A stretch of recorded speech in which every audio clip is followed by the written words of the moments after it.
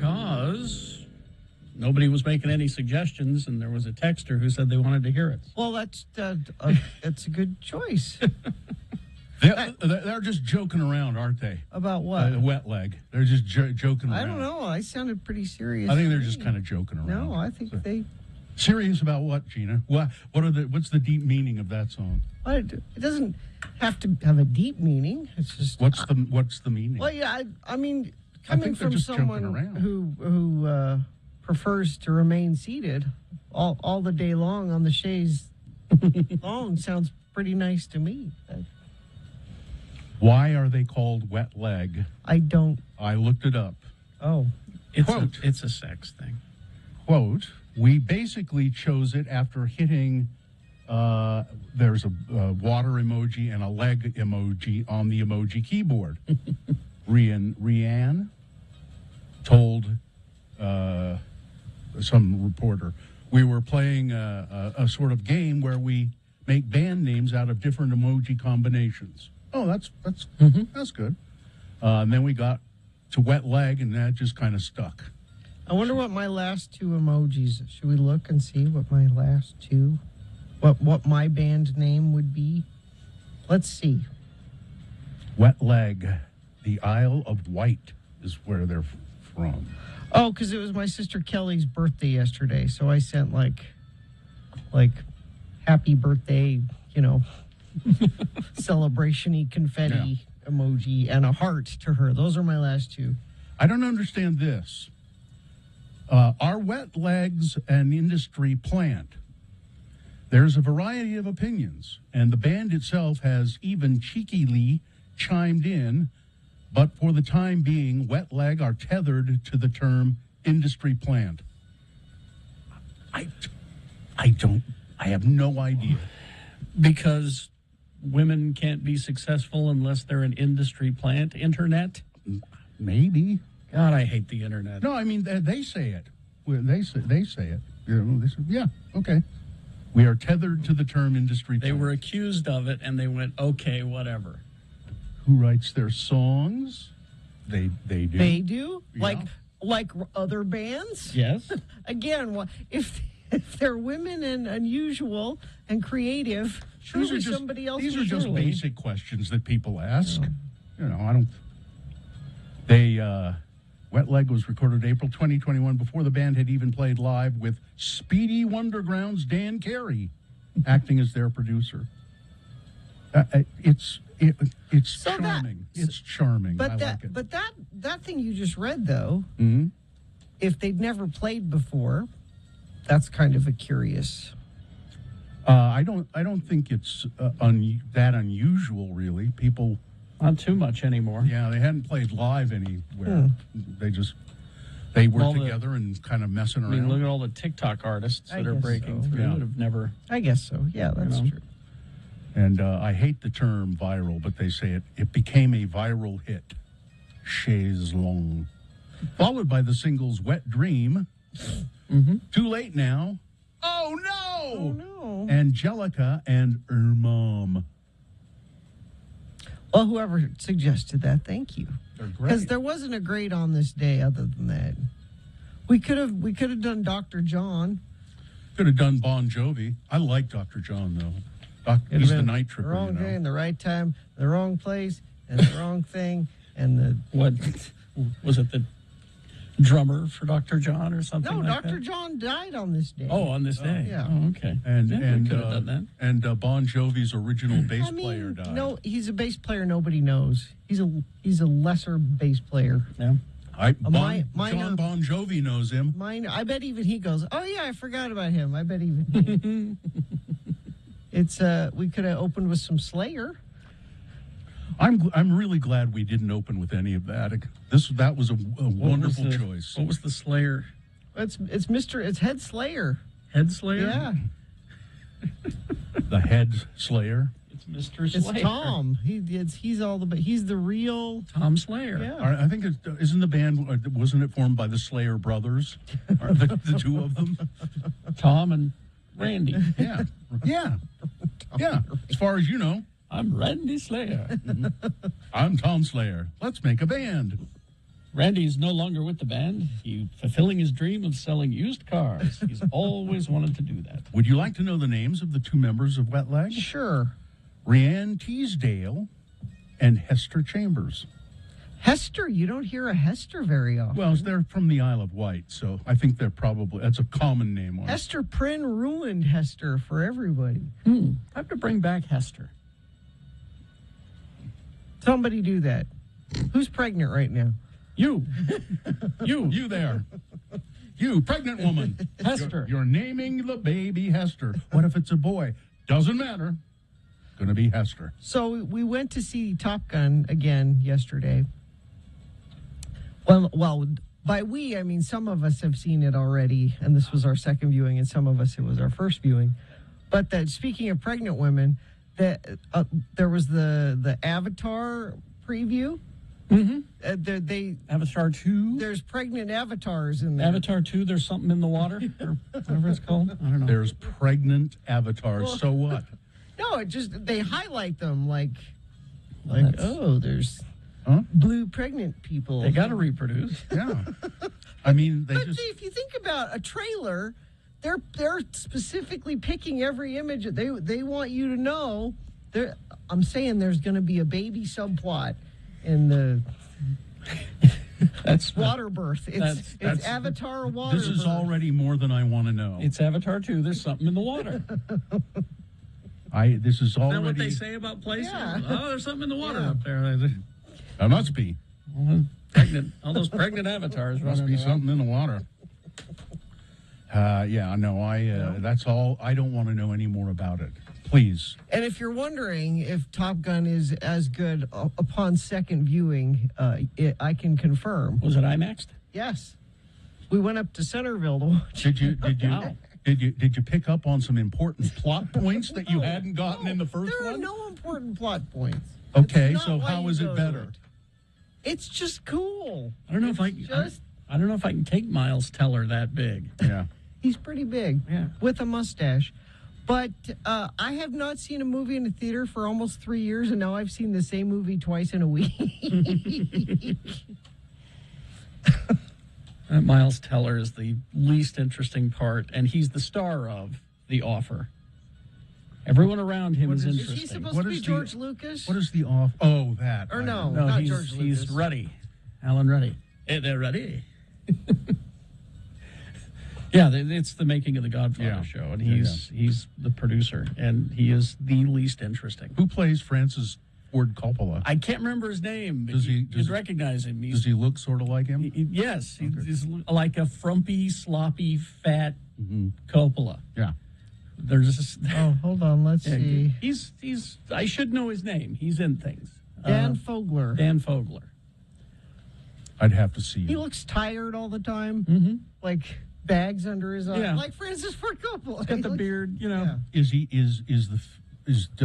look that way perhaps because he is tired all the time? It could be. Somebody should check with him. They're getting a little on the nose with it though, because there was a scene of him sitting at a bar with a glass of red wine, going, "Oh, the California wines don't get the reputation that they should."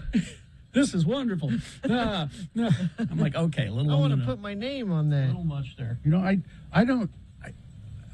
I have had no interest in seeing this at all, and I don't know why. I just for some reason I just thought, well, I love the movie, but I thought I don't care how it got made. There was a lot of mafia intrigue and stuff like that happened. Yeah, they wouldn't have gotten it made unless they had a little help. Mm-hmm. But the guy who's playing Robert Evans is the gray one. Ooh, he's creepy. He always has that voice on all the time. All the time. Hey, I'm Robert. We're making magic. We're making magic here, people. Matthew Good. Oh, he was in The Crown. That's where I know him from. He's British. Somebody's asking what an industry plant is. An industry plant is like a record company put together a band and said, we're going to make this band a thing. Mm-hmm. They're not a band that happened organically. They just promote them. And then they kind of artificially push them out. Oh, now I should watch The Offer because Giovanni Ribisi is in it. Oh, he's great. I love him. He's putting on this whole character It's like he's in a different movie. He's playing Joseph Colombo, the famous gangster. Yeah. The famous mafia guy. You need to come on over, Ruddy. You need to come over. Yeah. The wife's going to be cooking. You need to come over. Yeah, that's the way Columbo talked. Yeah, they got him with the comb over and they patted him up, and he's in a whole costume. All right, now I'm going to watch it. All right, that's some farting around, I'd say. Okay. Prime time farting around. Let's get it on, shall we? We'll take your check-ins at 877-602-9696. Were you to the Pride yesterday? Yes, you were, because everybody was there. I think the estimate was 70,000 people. Wow. I think I saw that. So, yeah, if you were doing that or what, just check in with us. Tell us how you are, what you're doing, how you're feeling. We'd love to hear from you. 877-602-9696, or you can text us 33986.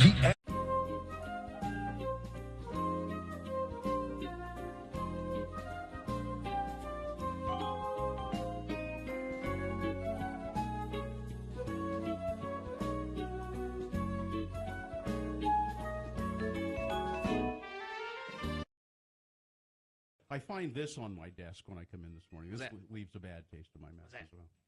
Well, it says it's a postcard. Greetings from fabulous Moab, Utah. Fabulous. And it's a postcard from the Poison Spider bicycle shop. It's a well-known bicycle shop down in Moab. It's got a giant, horrific spider on it chasing a bicyclist through the red rocks of Moab. Looks like one of those old movie posters. Yeah. And then on the back it says Carrie and Bill, and it's written by someone who assigns themselves very disappointed fan. Very disappointed. Disappointed enough to send a postcard. Wow. Somebody who looks like they might have been drunk because it's barely decipherable. Scribbled, Carrie and Bill, although you are entertaining, why do you disrespect and bully Gina Barberi on your show? She is the voice of reason. Voice of reason? Did you hear that? You're now the voice of reason. It's my dad's thing. Intelligent and kind. I guess this is kindness. Kindness. It's. I like it when drunk people stick up for me. Yay. You both behave like jackanapes. Jackanapes, please. Misogynistic. Oh, misogynists. Gina should be something. Do you want me to try treated much better as a professional. Thank you, drunk friend of the program. Very disappointed fan. See if that doesn't look like a drunk person wrote it. Or no, you know what? I just changed my mind. It was written by an ancient person, an ancient human being. It's a former Tom Barberi fan who now, like Sheena, I am not a crackpot. Oh, I appreciate that. This took effort. Yeah. They had to very old purchase a postcard, buy a stamp. It's a retiree in Moab. Anyone can send an angry email. That takes no effort at all. An angry postcard. This took It's by someone who doesn't know what email is. They're so old, they don't know what email is. I appreciate it. I think you should. It's your old fan in Moab. In Moab. I'll take it. Signed Old Timer in Moab. Well, you should take it. It's great. Can I keep that? I want to keep that. Yeah. It's Gina's fan mail. Okay. What? She gets it from prison and prison mail. I'll take the fans I can get. And you go to a show with the fans that you have, Ben not Marsh, the fans that you want. Ben Marsh and the Old Timer in Moab. I got me a free postcard out of the Poison Spider bicycle shop, and I'm sending this to Those misogynists. Another thing, I am very happy with this. You should be. I will tweet out a picture of my fan. Said, oh, Gina had a couple of glasses of wine and fired off some postcards, huh? Right. Yeah, how do we know that? That didn't come from Moab. This isn't from Moab. It's a postcard that you got when you were bicycling before you married your husband in Moab, when you came back with chafing. That was just after I got married. Remember, I was pregnant and I didn't know. You were. Oh, yeah. Mm-hmm. That's right. That's right. You were trying to impress your husband. Yes. The one and only time you went biking with your husband. That was it. Do I recall, you got a new bike, you bought a bike. Yep. And that was the only time you rode that bike. Yeah. It's too big for me. Is it still? It's too big. I can't sit on it. My feet don't touch the ground when I sit on it. Then why did you buy a bike that was too big? I didn't. He bought it for me without me, thinking I was a statuesque woman. So is it still hanging in the garage? Yes. Just another. Just waiting for his second wife? Yes. Just one more bit of evidence that he has no idea who you are. Excuse me. Still His waiting. third wife, yeah. It's hanging there waiting for his third wife. wife. I'm sorry, his third wife.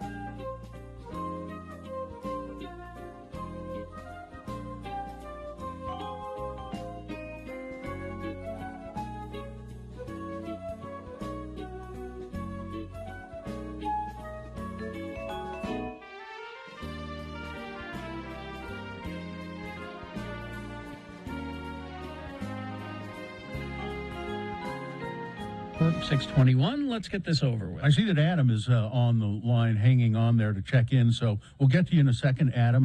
But there are lines open. 877-602-9696 is the number to call. Gina, do we have a sponsor? Of course we do. The Young Automotive Group is locally owned, 25 stores, 8 locations in Ogden alone. Shop Ogden Automotive and Power Sports today. Check out the inventory online at youngautomotivegroup.com. Think young, think Ogden. The moon, 39% of full. It is a waxing crescent moon. Again, we'll have a full moon on June 14th. The moon will rise today at 12:17 p.m. Today being Monday, it's the 6th day of June in the year of our Lord Jesus Christ, 2022.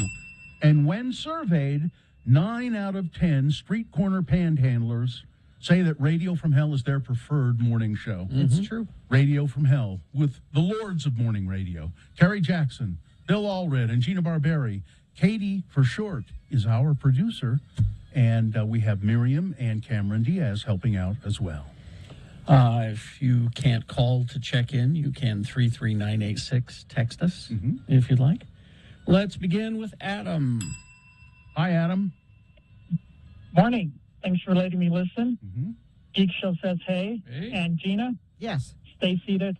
I got this. Oh, all right. Okay, Adam. Adam wrote that, I think. So how are you, Adam, and what's going on? Well, I'm doing well. Just called in. I was thinking about it yesterday. I haven't heard anything about Carrie's son, Optimus Prime Jackson, in quite a while. Oh. How is Optimus Prime doing, Carrie? Oh, he's fine. He's just fine. He's down in the basement, you know, with all my, stuffed animals. Yeah. My plush Khan. Yeah. So he has company. My plush Mugatu. He has company. Yeah. Is he visible on when you do Geek Show? Is he? No, he is not. Maybe you need to. I'm not exploiting my child. Oh, give him a little spotlight. Give him a little time in the limelight. Oh, these kids, they spend too much time in front of screens. The language on Geek Show, you don't need to expose your kid to that. Well, he's still young enough. He doesn't know a cuss word from Shinola. Language. Yeah. Well, Adam, thanks for checking in with us. All right. Have a good day. I just got a message from our attorney who will be here in a few minutes. He says there's a rainbow to the west of the studio. I'm going to look. Like really? Like a not for pride artificial rainbow, like but an actual rainbow? A real rainbow? Does that mean he's sitting out front? I don't. Ed, come on in. What? Ed, you're allowed to come in. Well, he has to finish his sandwich. I guess. Kurt, See it, but maybe where he's sitting. You'll have to go out there. And he's an attorney. Take his word for it. Yeah. Kirk from Orem checking in. Saw Top Gun 2 last week. It was okay. Although I thought Tom Cruise's cheesy grin close-ups riding his motorcycle were too distracting for me. Oh, yeah. Let's see. Saw you in the Pride Parade yesterday. Thank you for all you do. Checking in this morning. Thanks. Darbo. Okay. Let's see. Radio from Hell. Perry representative checking in. I guess from the city of Perry. Would be my guess. Mm-hmm. Let's see. Somebody posted a picture of us in the Pride Parade 10 years ago. Did you see that? What? We were in a yellow Volkswagen convertible. From 10 years ago. Yeah, it was the person who posted it said it was 10 years ago. I was trying to remember the first year we were in it, and I can't. I don't. It's been so long. I can't remember the first. Well, our promotions people that were there with us, they always just kind of took it for granted that we were in the Pride Parade. And I had to explain to them how difficult it was In the beginning. when we were owned by a different group. I think To twice explain to people why that would be a good idea. 2 or 3 years in a row. Yeah. I don't think I think the first Pride Parade we didn't really think about being in it or anything, but then we thought, oh, look at there were a lot of people there and a lot of probably people who listen to us. We ought to be in it. No, said management. No, you can't do that. We shouldn't be associated with that. Really? You know, they got money. But the You funny try to thing, explain to them in their language. the funny thing about it was, eventually they were okay with X96 being in it. Well, you guys are weird. So Yeah. But should we have all of the radio stations in there? We can't put the country station. And I said, you've never heard of a gay cowboy? You ever really see think Brokeback Mountain? No, this was before. This was before Brokeback Mountain. This was like the gay people listen to country music. Yeah. Gay people watch sports too. We have a sports station. Gay people. Listen, I worked country radio for a couple of years. The best program director I had was gay. Yeah. I think it was 2 or 3 years. Then they finally relented, and we were in it and have been ever since. And Here it is. I just found it. what? Oh, The first Pride March in the state of Utah was held June 27th, 1990 at the state capitol building. So this was like a march. It wasn't like an wasn't a official parade. But that's the first. So it must have been first actual parade was 94. So we were probably in it in 96. by 95 or 96, I would think. I would think. Yeah. Yeah. Cool. And it's been there were 70,000 people, they estimate. So there were as many people watching the parade as there were in the parade. Pretty much, almost. I mean, there are a lot of people in it, and it's just a wonderful time. Everybody was having a great time. It's a great group of people participating and supporting. Oh, I mentioned that just quickly. I mentioned that street corner panhandler in the opening because as we were coming back to the studio after the parade, we were stopped at a light, and there was a panhandler sitting on the corner there, and we had this big open Jeep. You know, the doors were off of it and everything. And somebody in the back of the Jeep that we were in gave him some money, and then he said something, and I said, here, you want some suckers? I had some Tootsie Pops that somebody had given me. He said, yeah, sure. And so I threw the suckers down to him, and he said, I know you. I've heard your voice for a long time. I've listened to you since I was a little kid. Yep. So Panhandler, we are the preferred radio station of panhandlers. Cement Dave checking in, nothing major. Spent the weekend playing with the family. Just didn't want to go to work today. Oh, good. Good for you. You can do that? Yeah. Austin from North Ogden checking in. Checking in from Hooper. Want to tell my wife I love her and hope she has a great day. Oh. If only we had a name to attribute to that. Oh, no, there's only one family in Hooper. And I just saw our attorney walking into the building, Katie, if you want to go. Must have finished his sandwich. We'll let him in. Things are looking good this morning. Just spend your commute looking for rainbows, I guess, is what you should be doing. I have no accidents or slowages to report. But if you're seeing something or want to check in from Hooper or somewhere else, you can do that, 33986. For over 65 years, they've been part of your community while the name's changing. Commitment to you is not. Welcome to You First, YouFirstCU.com. All right. Thank you very much. We will take a break. We will be back with big boy news and very important sports all coming up. Stand by for all of that.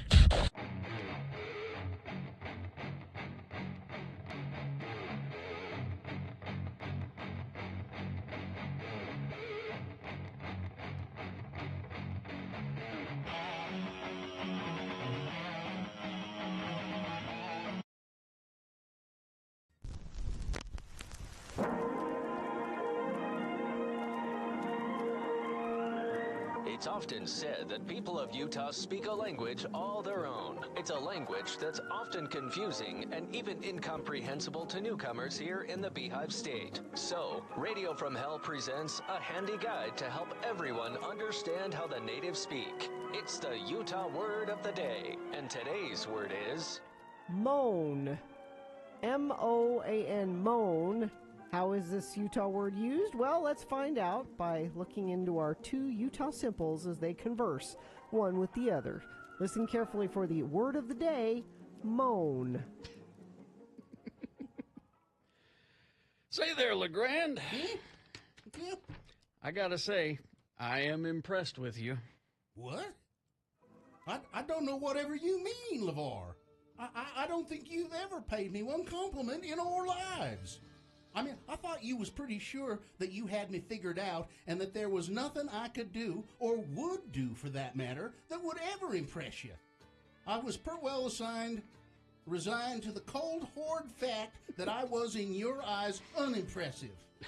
That I, again in your eyes, was incapable of having a moment that I could be proud of, because I knew that you was proud to have me as a friend. I mean, I never felt that you felt that I was worth, once more in your eyes, of true and honest friendship. Well, Frell Zakes, I had no idea you was carrying around this heavy satchel of resentfulness toward me, LeGrand. I mean, you ain't the sharpest spoon in the drawer, but you're okay. I've always thought of you as a friend in that you are the kind of person that when he needs a shovel or a rake or a lawnmower or other tools and household fixer-up items, the kind of friend that don't hesitate to borrow and then never return them items to me. You're that kind of friend. Well... And hence the reason I said I'm impressed with you. What? You have stopped your borrowing ways. You don't ask me for stuff anymore. Well, that's right. And you know why? I went to the Ace the other day, and I bought all kinds of stuff. And now I don't need to borrow your tools. I got my own. I said to myself, LeGrand, stop your borrowing ways. And so I spent a bunch of money and got Gordon tools and household tools and the like. I got my own now. Well, I guess you could say you've grown.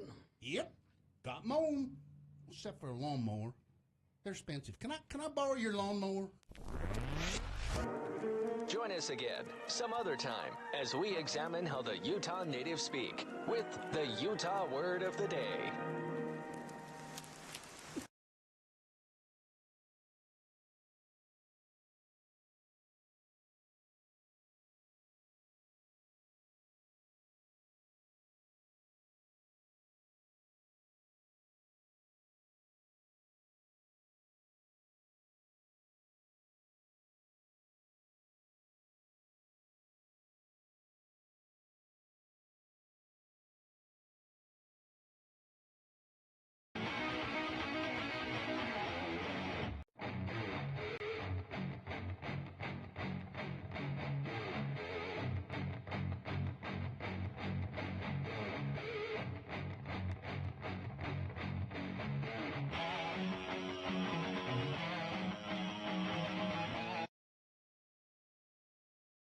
I was reading one of those woman magazines. One of your women magazines? Like your Ms., your Red Book? No. Ladies' Home Journal? No, like Glamour or Allure or one of those. Marie Claire? And not tongue-in-cheek. Because a lot of times they have, helpful tips in there on how to, host a cocktail party. Mm-hmm. They had an article about tips on using weed at parties. Using weed at parties. Is it like etiquette? This is weed etiquette. Yeah. Like, is it proper etiquette to bring weed as a hostess gift? Depends on whose party you're Depends on going what- to. exactly. But I mean, this is an art. They wrote it just like, do you bring a bottle of wine to your hostess gift? If you bring weed, how do you go about? Do you smoke it inside? Do you go out on the porch? Do you offer some to other? If somebody else has brought it, what's the proper way to ask? Are these articles written for people who have no common sense? Yeah. The point is that the point is exactly what the point that Drop's making is. Is that back in the 50s, it was, you'll go on a killing spree, and now it's don't smoke in the park. Or don't smoke in the house, take it outside. But this is alongside pictures of women in black cocktail dress. They're not hippies with dreadlocks. It's your typical cocktail party, which is ridiculous. You don't think people in black evening gowns are smoking? No, I resent the fact that the middle class and the upper class has co-opted marijuana. It should be just the hippies, the patchouli oil wearing, dreadlocked hippies, the tie-dye crowd. It was just interesting that it was just presented in a. But the way you describe the article too, it's just I'm still fixated on the fact that it's apparently written for morons. Well, it's just like what? But the type of people that read those kind of magazines are morons. Maybe haven't encountered that before. I don't know. Have not encountered common sense. Well, the point is, the word I will take from you is common. It is now common. That's why it's appearing in magazines. No, I see. I get that. That's an interesting part of it. But if it were about booze, it would also be for idiots. Mm-hmm. It's an article for an idiot. Well, God, they're not. Why does this make you? I just thought it was interesting. It wasn't the New Yorker. It's a dumb woman's magazine. Yeah, I know. It's I get makeup tips out of it. That's what I'm going to that magazine for, not an in-depth article on pot etiquette.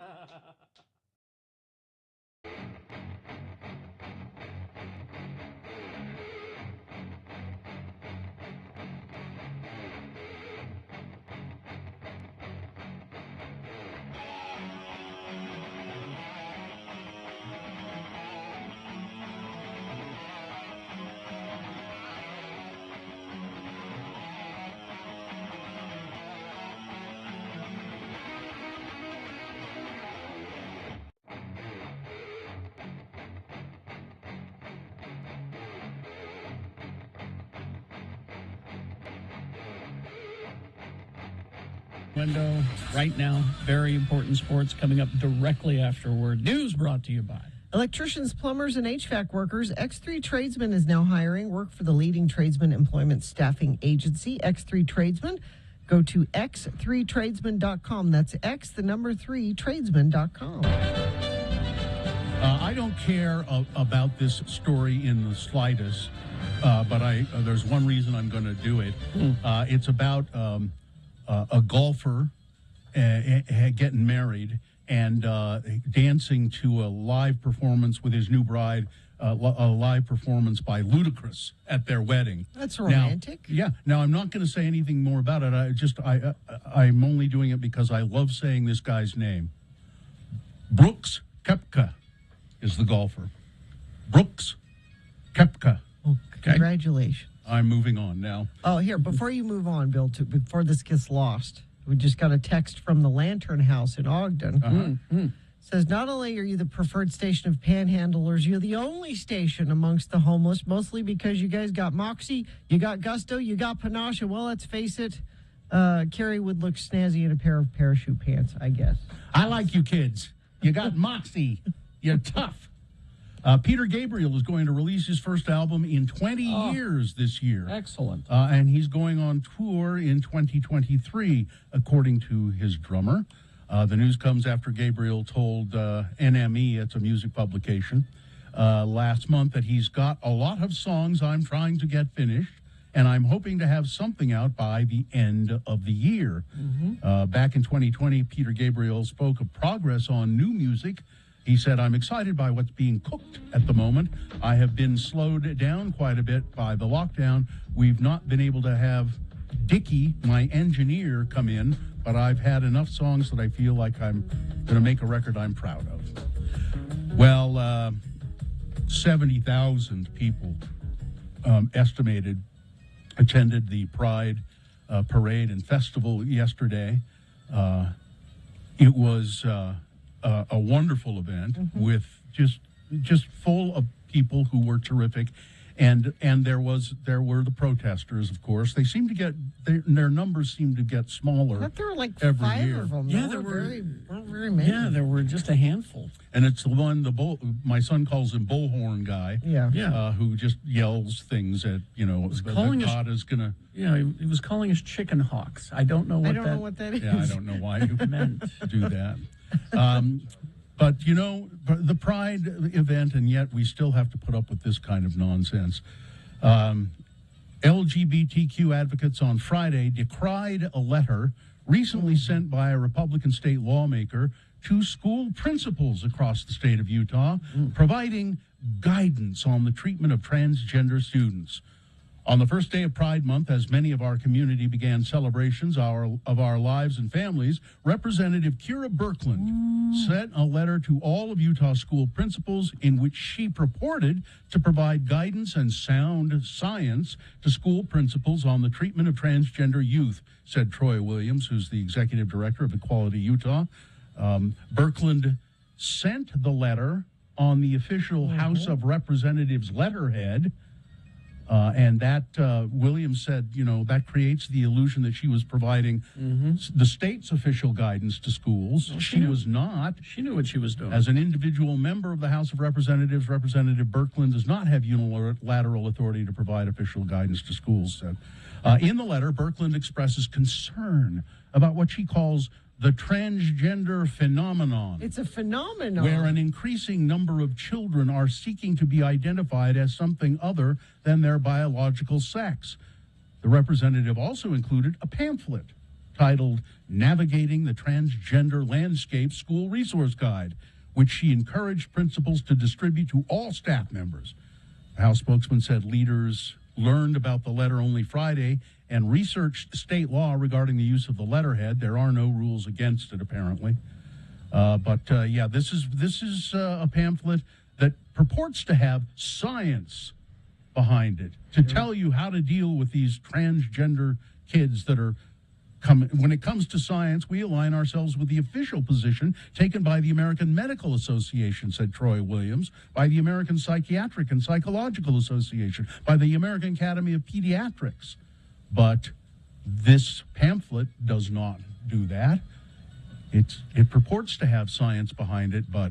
And the reason you think it's a trend, it's just that kids are feeling more comfortable being themselves. Yeah. These are kids that used to hide until they were adults, or maybe their whole life, that they feel like there's a safer space for them to...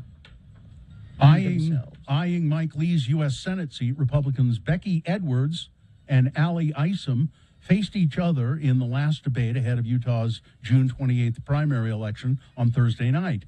3 podiums stood on the studio floor, but one podium meant for Mike Lee remained empty. Coward.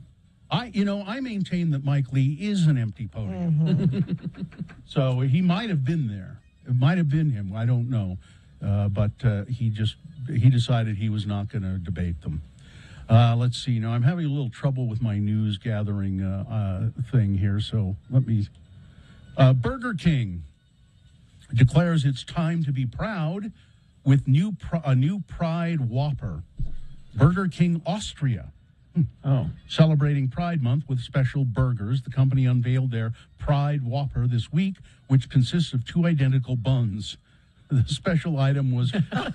That's funny. It is. I like that. Well done, Burger King. The special item was created, quote, for equal love and equal rights, according to a translation of the fast food chain's Austrian website. Now, you know my question. We're setting an example of individuality and freedom.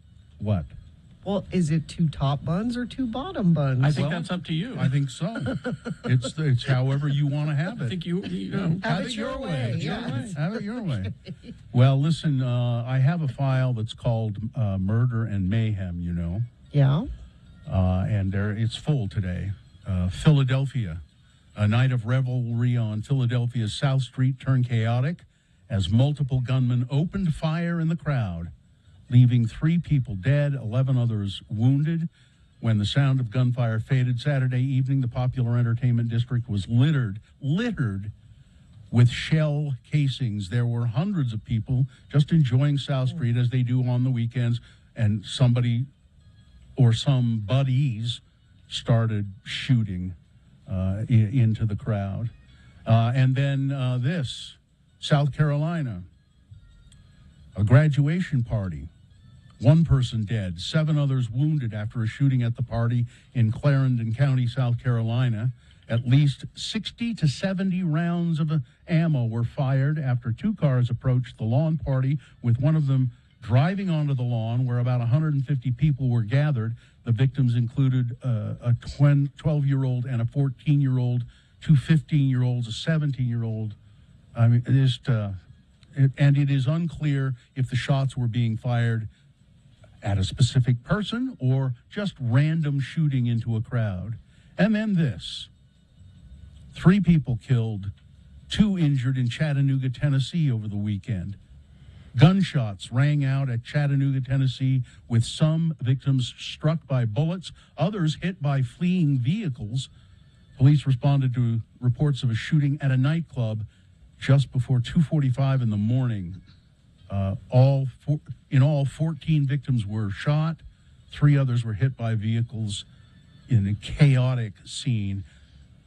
We have gone insane. There is no other way to put it. The country has gone mad. That's just this weekend that this happened. Okay, let's better things. Now, there's a study that shows that the Mediterranean diet can help young men beat depression, particularly if they go eat in the Mediterranean. That's really the best thing to do, is go to the Mediterranean and eat. That'll help your peace of mind. And one final story here. It's about the breakfast cereal, Carrie. Oh, I saved those for you. General Mills and Jurassic World have teamed up for the debut of a new limited edition Trix Tracks cereal. Trix Tracks. Yeah, in celebration of Jurassic World Dominion, which is hitting theaters this summer. New Trix Tracks cereal features Trix shaped like dinosaur tracks, mixed with multicolored dinosaurs and dinosaur egg-shaped marshmallows. Hold it. Once you add the marshmallows, it's not Trix anymore. What is it? Well, it's Trix Tracks. That's what it is. And new Cinnamon Toast Crunch, which is a cereal I love and I never have. Cinnamon Toast Crunch Rolls, featuring the same cinnamon sugar taste you love, now in a brand new shape. Available now, Cinnamon Toast Crunch Rolls can be enjoyed in a mid-size box for a suggested price of $4.74. All right. Sounds delightful. All right. Weather traffic. Weather brought to you by Angel's Envy Kentucky Straight Bourbon Whiskey, finished in port wine barrels. Treat your father to a gift he'll enjoy and curate a lasting impression by creating their very own Angel's Envy bottle. # go to angelsenvy.com for further details. So it's a little cloudy, and there must be a little moisture in the air because we saw some miracle rainbows out there. A high of 77 today, and we gradually warm up. We'll be in the 90s by the end of the week. Traffic, we have a vehicle on fire eastbound I-80 near the quarry. Right lane and shoulder block. Traffic backed up for a couple of miles toward the mouth of Parley's Canyon. The good news is that's the only issue I'm seeing, and UDOT's reporting. But if you see something, you can text it to us, 33986. The Young Automotive Group, locally owned, 25 stores, 8 locations in Ogden alone. Shop Ogden Automotive and Power Sports today. Check out the inventory online at youngautomotivegroup.com. Think young, think Ogden. All right. Very important sports brought to you by. Be prepared for your day. Watch 2 News this morning on KUTV2 from 4:30 to 7 a.m. Mr. Amy Donaldson has joined us in the studio, otherwise known as Edward K. Brass, attorney at law. No, you're not going to work today. You're not wearing your suit. I'm going to work. No, I put a coat and a tie on over this, and I'm on WebEx. Now, how do you know what I'm wearing? That's how it goes. Okay, I'm sure, and I'm sure that the judge. I should do that for you. The judge loves it, right? When you come in like that. Yeah. Oh no, I don't have to go anymore. It's video. It's all video. Waist up. Every once in a while, you got to go. Aren't you haven't gone back? You know, before? I've gone back a few times. And then I actually wear a full suit. I wear pants. Real shoes. Okay. All right. Pants are important. Real shoes, yeah. All right. Which hurt. Sports, please, Mr. Braff. Yes, let's dive right in because this is this the end, beautiful friend edition of Very Important Sports? For Pittsburgh listener and Primanti Brothers corned beef and cheese addict, Mauricio Paez, and McAllen, Texas Socrates of the Rio Grande Valley, Raul Montemayor, there is no F1 news. Next up is the Azerbaijan Grand Prix in Baku on the shores of the Caspian Sea. That's this weekend. If you want to know more about Baku, go to the Doner Kebab Express in West Jordan. It's owned by a couple from Baku. I'll tell you all about it. Nice. Yep, and you can get Baku food. In football, RSL is off this week. Real Madrid won the Champions League final 1-0 over Liverpool last week. There was crowd chaos. The French police gassed and sprayed Liverpool fans who were waiting to get into the stadium. And the game was delayed half an hour. Vinicius Jr. scored the only goal. Real has won 14 times. Next best is AC Milan. After the match, Liverpool superstar Mohamed Salah, cousin to Ms. Gina Barberi, announced that he would play one more year for Liverpool and then transfer to Barcelona, which is really bad news for Liverpool fans. In World Cup qualifying, Wales won, Ukraine 0. That's a big deal. If Ukraine had won, its team with no home would have been in the World Cup in November in Qatar. Wales will now play the United States in the same group. Ukraine won 2 games, again, with no home, no place to go to. If they won this third one, they would have made it in. The U.S. men's team wore orange armbands in support of tighter gun control in a friendly versus Uruguay on Sunday. U.S. men's team, always a good friend, played to a 0-0 draw. Or as people say, the cool people, 0-0. In college football, based upon a recent U.S. Supreme Court decision, college athletes in any sport, but predominantly football, can profit from the use of their name, likeness, and image. If you have a Utah jersey with a player's name on it, the player will get paid. Last week, Ohio State coach Ryan Day estimated it would cost $13 million to keep the present roster together, $2 million for a quarterback alone, C.J. Stroud. It's now legitimate. It's out in the open for a fan base to draw players to a school with money, which says something about what a great coach Kyle Whittingham is, that he does less he does much more with less assets. In other college football news, and I think you had this last week, Bill, the Idaho State Bengals will start the 2022 season without their new defensive backs coach, Devontae Neal. The former Arizona Wildcat was extradited to Phoenix to stand trial for murder, a shooting in a drive-by. In the NBA, big local news, Quinn Snyder resigned after 8 years of coaching the Jazz. He did it yesterday. Why?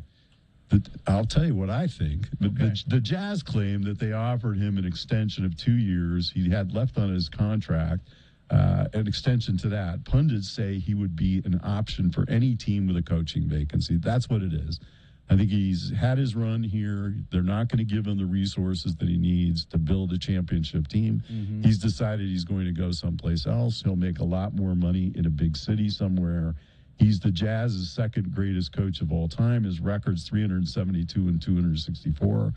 And Donovan Mitchell immediately said that he was disturbed and unnerved by the change in coaching. So that may mean that he's on his way someplace else. Right afterwards, there was talk about him being traded to Miami. So Quinn Snyder will have no trouble finding a no. They say he's probably going to take off this season, but then next season he'll be in demand from. He's a young guy. He could take a year off, and he's making a lot of money as it is, and he'll make up for it when he signs with someone else. He doesn't have to worry about paying the bills. Not at all. In the NBA Finals, the Boston Celtics wore We Are BG T-shirts in practice ahead of Game 2 to remind the world that Brittany Griner was still in custody in prison in Russia on a marijuana charge. The Warriors and the Celtics both wore orange and gun violence T-shirts and warm-ups before last night's second game. The Celtics had 88 points and Golden State 107. The series is tied at 1-1. In the National Hockey League Conference playoffs finals, they're being played in June in ankle-deep water. Noted Canadian power and winner of the last 2 Stanley Cups, the Tampa Bay Lightning, defeated the New York Rangers 3-2. The Rangers still lead the series 2-1. The Colorado Avalanche play the Edmonton Oilers tonight. The Avalanche laid that series in the West Finals 3-0. The Stanley Cup Finals ought to start somewhere around June 15th and finish in time for training camp to begin in July. It looks like the Avalanche will be the club that wins it all and hoists the cup. In baseball, your leaders after 2 months in the American League are in the East, the Yankees in the Central, the Minnesota Twins in the West, the Houston Colt 45s. In the National League in the East, the New York Mets have an 8-game lead, which could mean that I'll be singing in a week or so. In the Central, it's the Milwaukee Brewers. In the West, it's the LA Dodgers. Mets star pitcher Max Scherzer's dog bit his pitching hand. A literal bite of the hand that feeds you. He was already out with an oblique strain, and now he's got a dog bite on his throwing hand. Wow. He had an oblique strain? Yeah. That happens to me. What the hell does that mean? Every time I bend over and pick up a pen, I get an oblique strain. So Mets shortstop Francisco Lindor also injured because he caught his right hand in a motel door and fractured his fingers. So the Mets, they're in first place, but they're in trouble. In tennis, Rafael Nadal playing with a fractured rib and a shot in his foot to numb constant pain. His foot was asleep during the match. Won his 14th French Open and 22nd Grand Slam overall, defeating Casper Ruud, who's, I think, from Norway. I didn't know Norwegians played tennis. Yeah. Seems like they'd have to shovel the snow off the court all year long. 6-3, 6-3, 6-0, and that's on one foot. It's clear that he didn't have an oblique strain. No oblique strains for him, or fractured. Yeah, well, he did have the fractured rib. Finally, this, consistent with what you were discussing earlier, Ohio passed a law last week that allows anyone, and I mean anyone at all, to challenge the gender of any female participating in sports.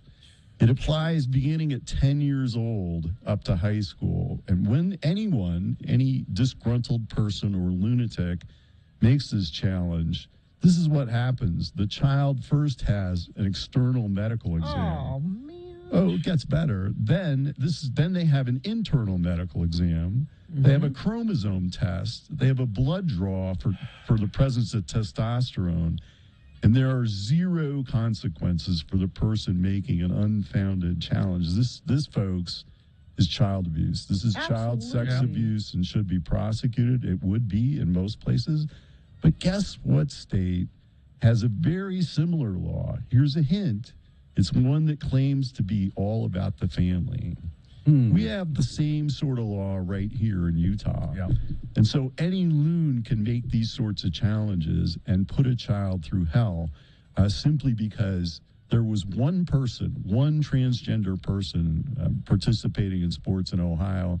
As far as I know, and AD on sports would know this better than I am. I don't know that there are any in Utah.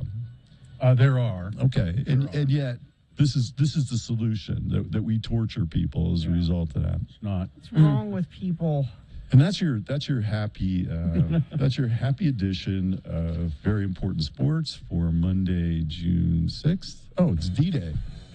It It is D-Day. Yep. Oh. You mean the beaches of Normandy? The beaches of Normandy and the rainbow out there. That was for me. Just for you. All right. Thanks, Ed. Thank you, sir.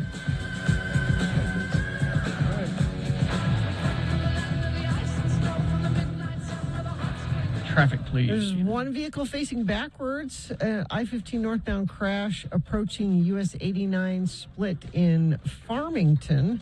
Not causing too many delays, though, because not too much traffic right now. If you see something, you can text us 33986, and we'll pass it along to friends of the program. Be prepared for your day. Watch 2 News this morning on KUTV2 from 4:30 to 7 a.m. All right. Thank you very much.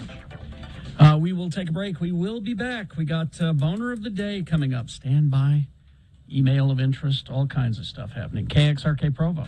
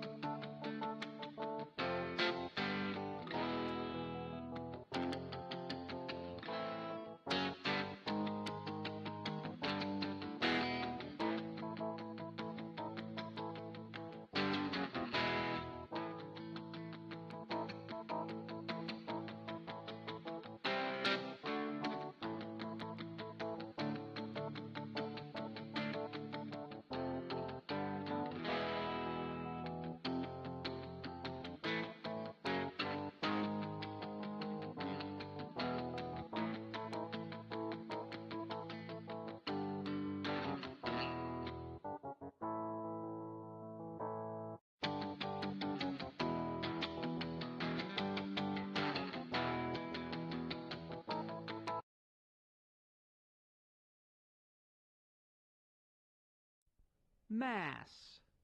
Mass. Spell it with me now. M-A-S-S. And now we'll use it in some dialogue, starring as our 2 Utah friends, LeVar and LeGrand. Let's listen to the boys as they cut through Temple Square on their way to JB's for the breakfast buffet. Again, the word is Mass. Oh, what a beautiful morning. Oh, what a beautiful day. It's a beautiful morning for a breakfast buffet at JB's, ain't it, LeVar? Any morning is a beautiful morning when breakfast is all you can eat for one low price and when your best bud is buying. Oh, what a beautiful... Wait, what? I thought it was your turn to buy. No. I bought the last breakfast we had together down to the Circle K, remember? The chocolate milk and the Hostess pies. Oh, right. I guess it is my turn to buy. Whew, Temple Square sure ain't as busy today as it gets during the general conference, is it? Oh, you said it. But during conference, you sure can see that this church is the fastest growing religion in the world, huh? Of course, the Catholics are the biggest religion. Catholics, Mass? There's more of them Islamics and Hare Krishnas than there are Catholics. I meant Christian religions. You know what a Christian is, don't you, LeVar? Well, of course I know, LeGrand. I myself am a White Angler Sexton Protestant. You know, a WASP. A WASP, Mass. You're a Mormon like me. Well, sure I am, but I'm also a WASP. Look. I like fishing for whitefish, hence I'm a white angler. I'm a hit with the ladies, you know, so that's a sexton. And I ain't paid my taxes in over 20 years. I'm a tax protestant, a WASP. Tax protestant, Mass. You, my friend, are just too cheap to pay your tax. Ow! Hey, what happened there, LeGrand? You okay? I tripped on that crack in the sidewalk. I almost fell on my ass.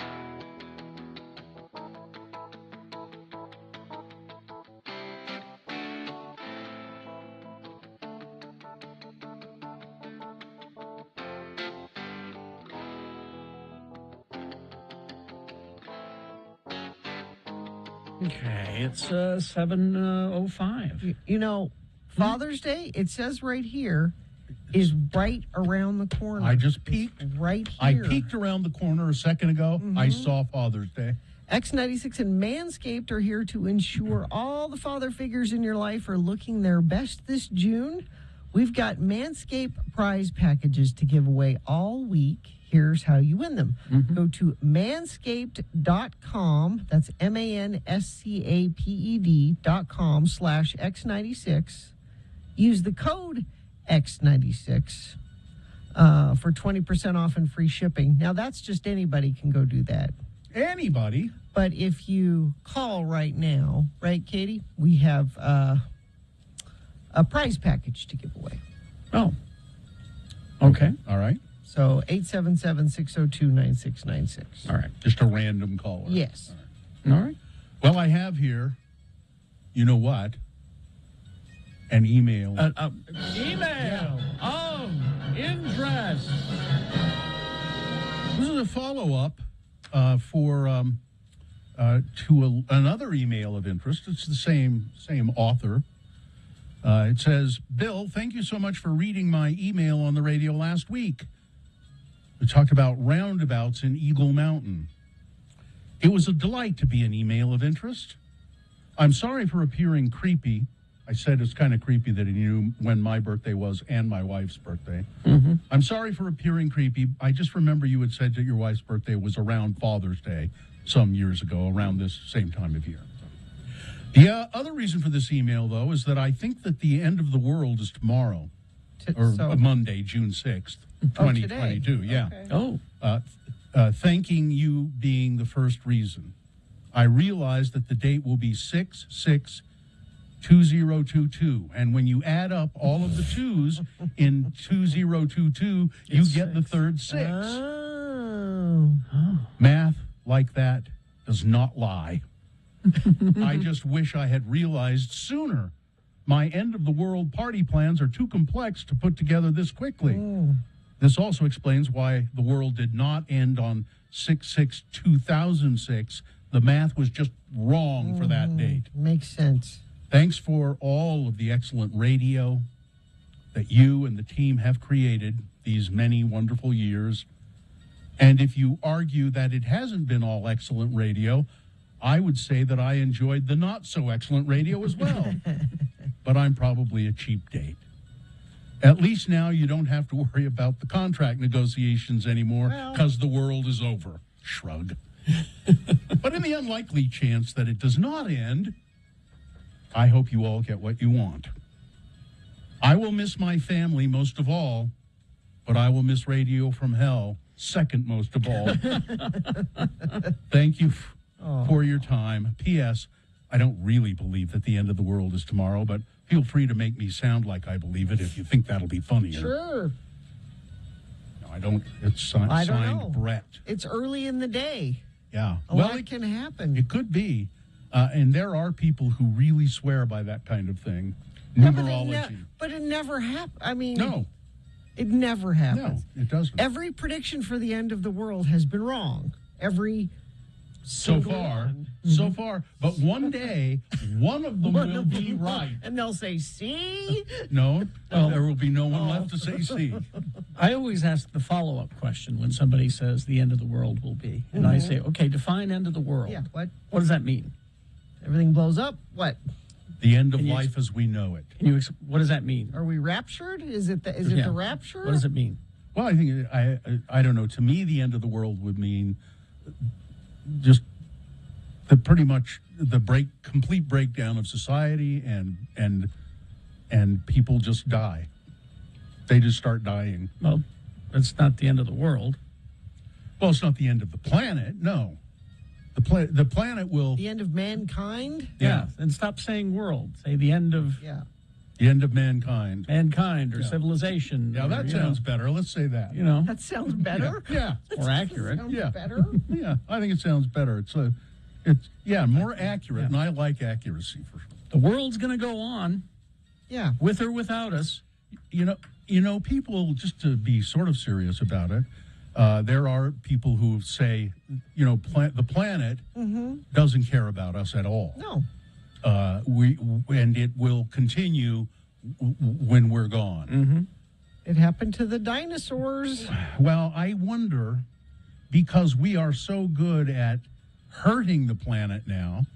The dinosaurs didn't hurt the planet. It's true. We hurt this orb. If mankind ceased to exist, it would take time, but the Earth would rebound and.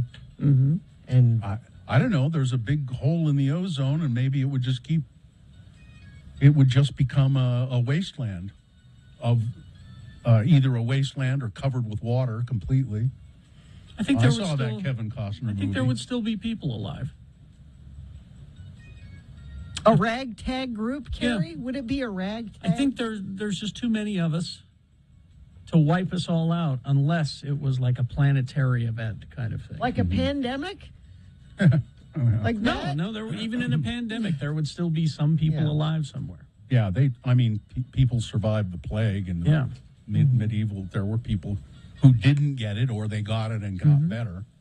Then there was that big flood with the ark. Yeah, that killed just about everybody. They found that. They found that in Turkey on that Mount Ararat. Except for Noah and his kids. That's now some texter here has a good point. The world better not end after I work a full day. So if the world's going to end, have it do it in the morning. Do it now. In the morning. Yeah, that would work a full day. I agree with that. Of course, I'm halfway through my work day right now. So whose work day are we talking? Whose work day? Yeah. Well, be selfish about it. My work day. My work day. If the world's going to end, do it while I'm sleeping. Okay. Where was that? I did read something, and I just skimmed through it. I'll see if I can find it. But there's a professor in New York who's a theorist on society and so forth. And he says, if we don't change our ways pretty quick, we're going to see a serious breakdown in societal norms. We're going to see. That's already happening. What do you mean? Well, yeah. Wait, I mean, what he's talking about is just a complete, end of government institutions, of bureaucratic institutions, bureaucratic institutions that keep this country running. Anarchy. Yeah. Did I mention that Father's Day is right around the corner? There will be no fathers. There will be no fathers. There will be no mothers. Yeah, I'll find that. No, don't. You don't want to hear about it? No. I mean, it's. I don't need any more bad news. We don't need to go looking for more potential bad news. It is so true. I mean, it's that there are people who follow Donald Trump and still believe, and he was trying to overthrow the government. Yes. And stay in power. Yes. I'm stunned that he is not in shackles and in jail. I'm stunned. So here we are talking about the end of the world. I just got a report that the other morning shows are talking about 10 life hacks that will keep your keep your kitchen clean. I need those. I like a clean kitchen. That's why they're number one. That's why they're beating us. I had to go to Home Depot to buy Pledge. There was no Pledge. Why would you want Pledge? Why do you want it? It just leaves that waxy buildup on your... No, it's... What, they didn't have Ajax or anything else? Are you bound and determined to have Pledge? Didn't they have a different brand? We're a Pledge house. You're a Pledge. You pledged to Pledge? The only reason I like Pledge, and I would never use it, but the only reason I did like it is I liked the smell of it. Yeah, lemony, clean Lemon smell. Pledge? Yeah. Lemon scent Pledge. I'm Lemon Pledge. So if you're looking for Pledge, they got it at Home Depot. They probably had it at the Ace, too, the Ace Probably. Hardware. They have all kinds of weird cleaning products Maybe there. this is the time to try a different brand to see if you like it or not. I'm not even aware. You know? Oh, there used to be another brand that was in competition. They ran some ads. Joy? Was it Joy? Lemon Joy? No, Joy was lemon. That's Dish Soap. Oh, Pledge is the. It's furniture polish. What are you polishing? Was My it called- furniture. What do you It's mean? furniture polish. Why can't you just wipe? Yeah, you. Pride. I think it was called Pride. Pride and Pledge? Huh. Pride and No, Prejudice? Oh, jeez. Traffic, please. Let's see. Rollover crash, northbound Mountain View corridor, just after 62nd South. The car rolled down the hill on the left, and emergency vehicles blocking the left shoulder. Left lane blocked on 60th South there, and traffic backed up to the 62nd South intersection. We also have, this is an update. Highway Patrol stopping all northbound lanes of travel on I-15 to get the car facing backwards moved out of traffic. So that could be an issue for you. If you see something, you can text us, 33986. Are you searching for Pokemon? Locally owned Haster Games has the best selection of Pokemon, Dungeons and Dragons, Magic, and more. Shop online at HasterGames.com or visit the store. 6831 South State. Curbside service is available. Where's our list of 20 sauces that will keep society functioning? I've got it here if you need it. All right. Boner's coming up. Yes, indeed. Here are the candidates you'll be considering. Boner candidate number 1. The museum conceded it was a bad idea. Boner candidate number 2. They call him a cute conservative, and it makes me want to puke. And boner candidate number 3. King Donald in every school. All right, Boner's Big Boy News coming up. Stand by.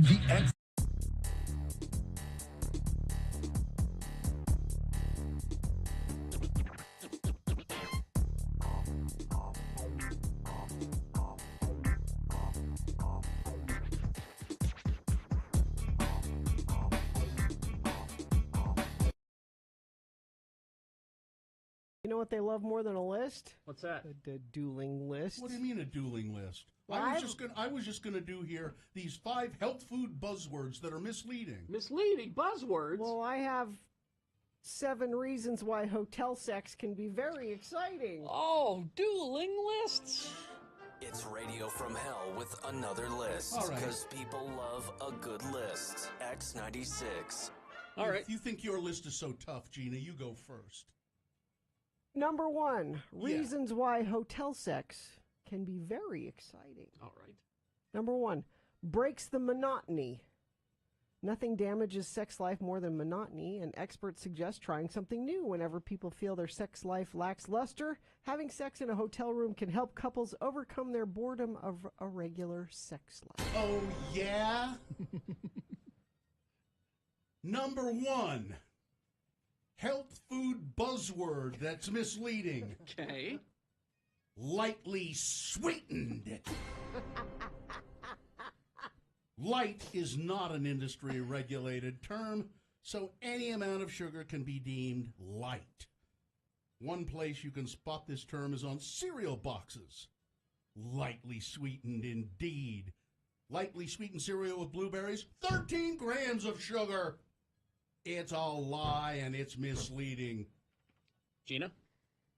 Open to trying new things. Reasons why hotel sex can be very exciting. When people have sex repeatedly in the same place like their bedroom, they get used to doing things a certain way. But a new place encourages couples to try new things. Having sex in a hotel room can inspire couples to be adventurous. Try new positions. It can make it very exciting. Oh, yeah? Number 2, health food buzzwords that's misleading. Uncured meat. Cured meats, like bacon and sausage, They've long had a bad rep for containing nitrites, a food preservative that's been linked to cancer. So logic follows that meats labeled uncured wouldn't carry that risk. Well, you're wrong. According to a 2015 Ohio State University study, such labeling, the study concluded, is unusual, confusing, and technically incorrect. That's number 2, uncured meat. Number 3, reasons why hotel sex is exciting. Free from responsibilities. You don't have to do laundry. There's no dishes to do. The kids aren't there. Somebody's got to do that. Somebody's got to do that laundry, though. That's nothing. Free from responsibility. Number 3, made with real fruit. That label makes me laugh. It's a sure sign that there's little or no fruit in it at all. And whatever fruit there is processed beyond recognition. To avoid being duped, look at the food's ingredients. They're listed in order by greatest amount to least. Where does real fruit appear in the list? It isn't near the top of the list. That's all I'm saying. That's number 3. Forbidden can be exciting. According to experts, sometimes a little amount of guilty feeling can make the experience of having sex very exciting. And if you feel guilt having sex in a place outside of the 4 walls of your bedroom, like a hotel room, it can be a very exciting experience. You know what? What? Number 4 on this list, all natural. Just like lightly sweetened, the word natural is an unregulated term, which is why so many companies have overused it. By one company's definition, chocolate hazelnut spread earned the natural label because it was made with real nuts and chocolate, even though it's essentially a jar full of sugar. What number are we? This is number 5, and I only have 5, so that's as far as you can go. So that's it? Oh, one more. Give me a knockout punch, because I don't think you're winning so far. Okay. Sex is more enjoyable when you're relaxed. Oh. You can order food to the room. Well, yeah. You don't have to leave. It has everything you want. You can order food to the room and then have sex with it. Oh, yeah? You can't do that at home. Oh, yeah? Sex in a hotel is very exciting. It's a 3-sandwich day. No help. No help, Carrie. Sorry. This is our fight. And mine, here's the knockout punch. Okay. 5 health food buzzwords that are misleading. Gluten-free. I'm amused by gluten-free on products. Never had any wheat in them to begin with. And that's where gluten comes from. Oh. Gluten-free, they put it on things that don't have gluten anyway. Gluten-free, it's just a lie. It doesn't mean that it's healthy either if it's gluten-free. Well, oh man. If you have to ask me to declare a winner, I declare we're all winners because it's dueling lists. We hope you'd enjoyed another list with Radio from Hell on X96.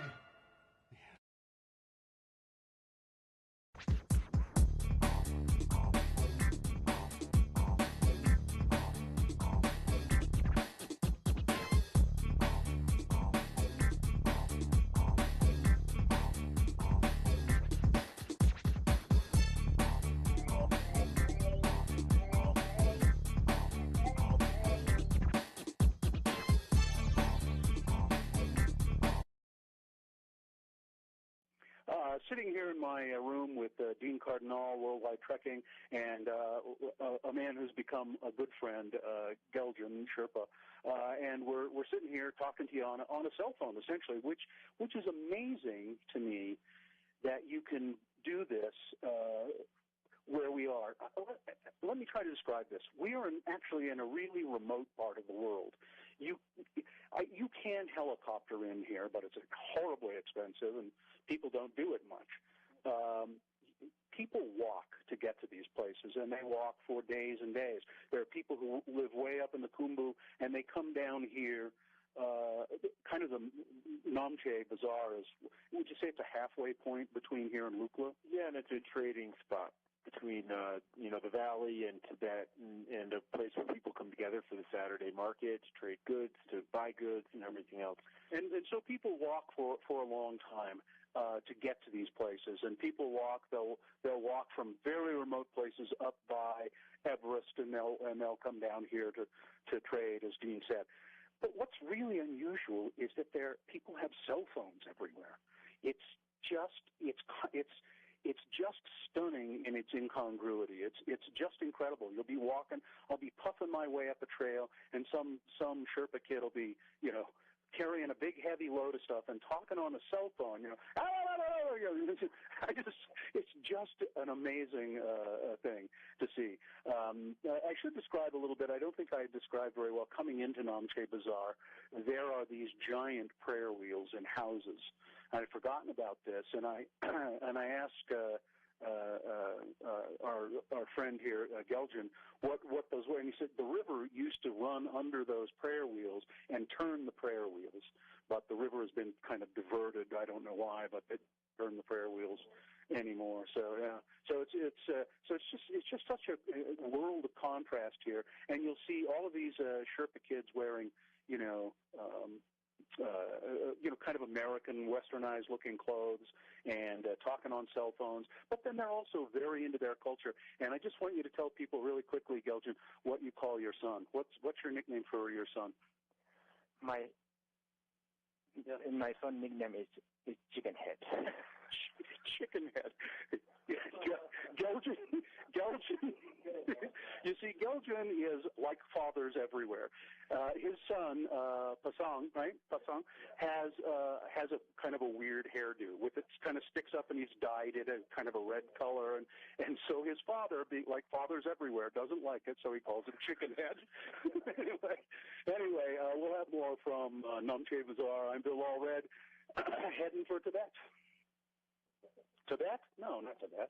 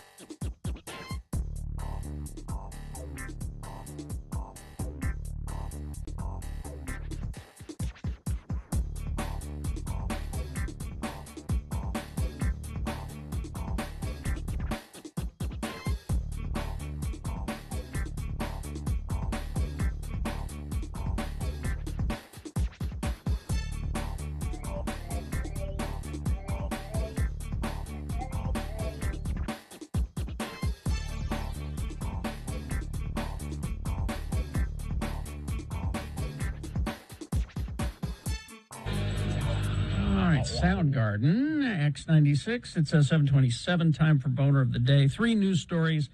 These will be examples of bad, stupid, or funny human behavior, and you will decide with your vote of these 3 candidates which one is the worst, which one deserves to be Boner of the Day for today, June 6, 2022. 2 candidates now, a third after the news. Once you've heard all 3, then you'll vote. One of you lucky random Boner voters will receive. I can't buy it, gotta win it, Radio from Hell Boner t-shirt.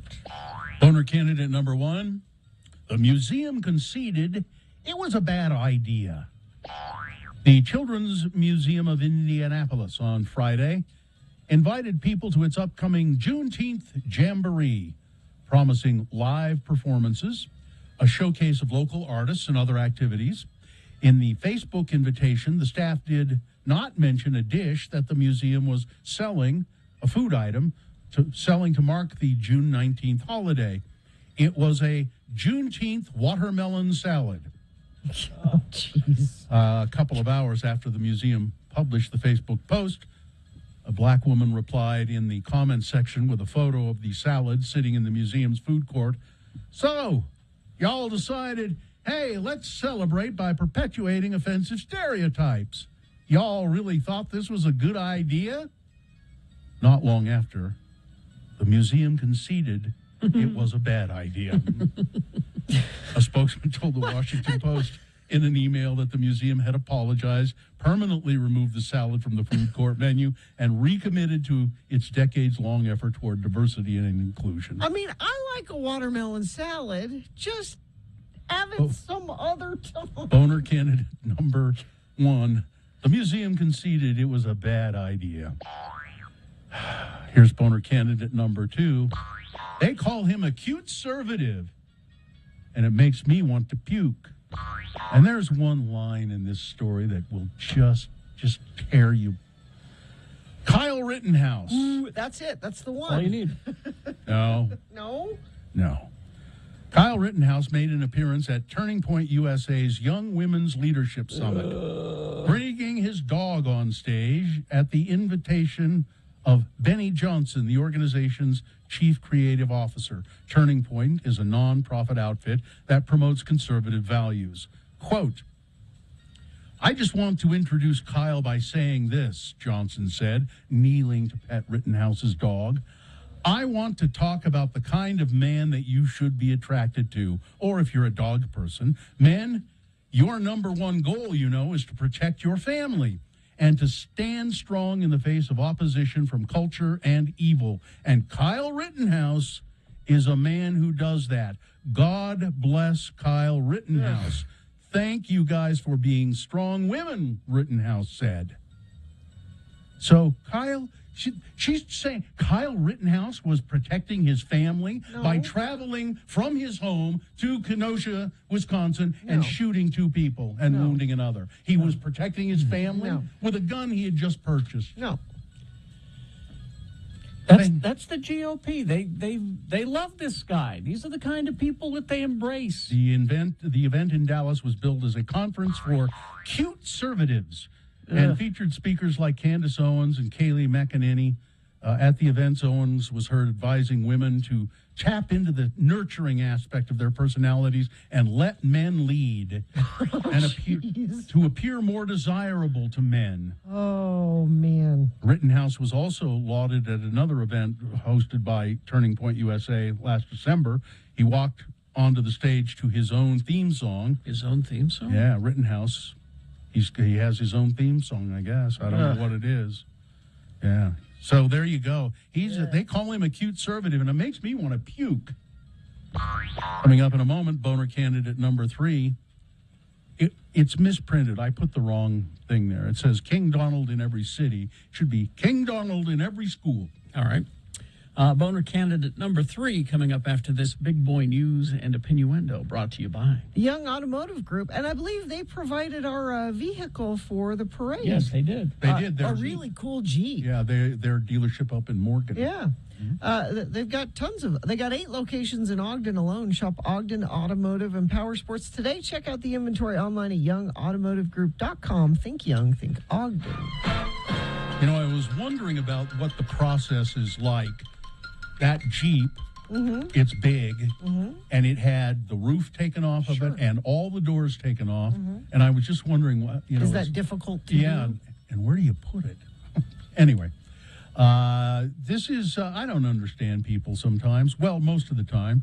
Spectators who attended the Johnny Depp versus Amber Heard defamation trial don't have jobs, are now selling their wristbands from the Fairfax County, Virginia courtroom. A blue wristband, which had a starting bid of $4,999 on eBay, is from the very first day of the final week of the trial, according to the seller. I was there, and you are obtaining this from a verified first-person source.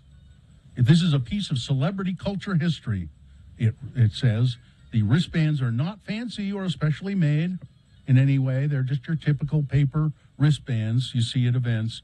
The sheriffs marked these for their own purposes to identify who was allowed into the courtroom. Did you like the TV show Scrubs? Sure. It was pretty good. A lot of people did. Katie liked it. I liked it. It was okay. Reboots, revivals, and reunions have been all the rage for ages now, but somehow that's eluded Scrubs. The hospital comedy from Spin City, and future Ted Lasso creator Bill Lawrence.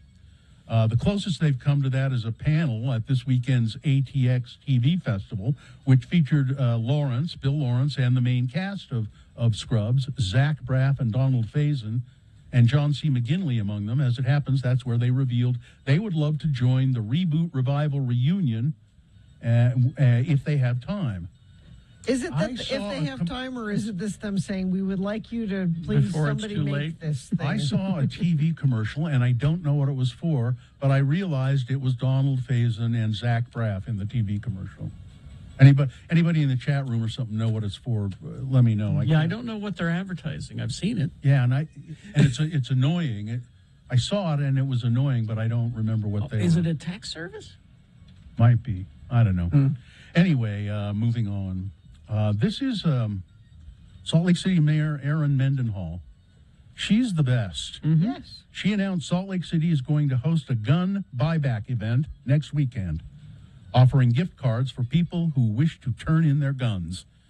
The event is in response to mass shootings across the nation and calls for political leaders to do more to curb gun violence. At a news conference at the International Peace Gardens on Friday, the mayor and other community leaders wiped away tears as they talked about the shooting. Quote, "You can't go to the grocery store. You can't go to school. You can't go to the hospital. There's no place, it seems, that you can go and feel safe," said Reverend France Davis, who chairs Salt Lake City's Racial Equity and Policing Commission. Salt Lake City Council Chair Dan Dugan said more needs to be done than just moments of silence and prayers. "I appreciate them, but they don't really do me any good." Mayor Mendenhall said the Salt Lake City Police Foundation raised money to help implement the gun buyback, which will take place on Saturday, June 11th, 11 a.m. to 3 p.m. at the Public Safety Building in downtown Salt Lake. People can voluntarily surrender a firearm and get a $50 gift card in exchange. Assault rifles will get you a $100 gift card. Police said to ensure the gun is unloaded, and if you have a gun or a lock or a case, please bring that. And just make sure it's unloaded. When you approach the event greeters, they'll ask you if the gun is secured, unloaded, and where it is located. And where is it located? There's no questions, no ID required, nothing like that. They don't care where you got the gun. Apparently they're not even checking to see if it's stolen or something. They just, one of the police officers said people who wish to get rid of firearms don't know the appropriate way to do it. Last year, the department received more than 40 reports of stolen guns. The mayor believed the gun buyback can help in the overall effort to curb gun violence. By the way, the Zach Braff, Donald Faison commercial is T-Mobile. T-Mobile Internet. Oh, yeah. It's really annoying. Yeah, see, I didn't even know what they were selling. Yeah. Detectives in Orange County are searching for an Orlando man.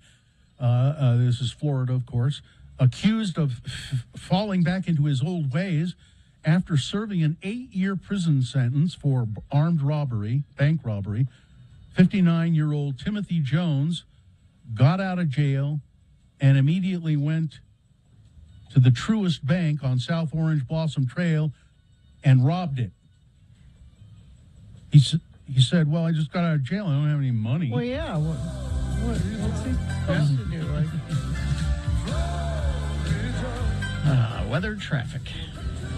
So, actually, some spotty sprinkles I saw a few minutes ago, right out here in front of the station, and some other people were reporting that. So, that should be clearing up by this afternoon, and 77 for a high today. We'll be up in the 90s by the end of the week, it looks like.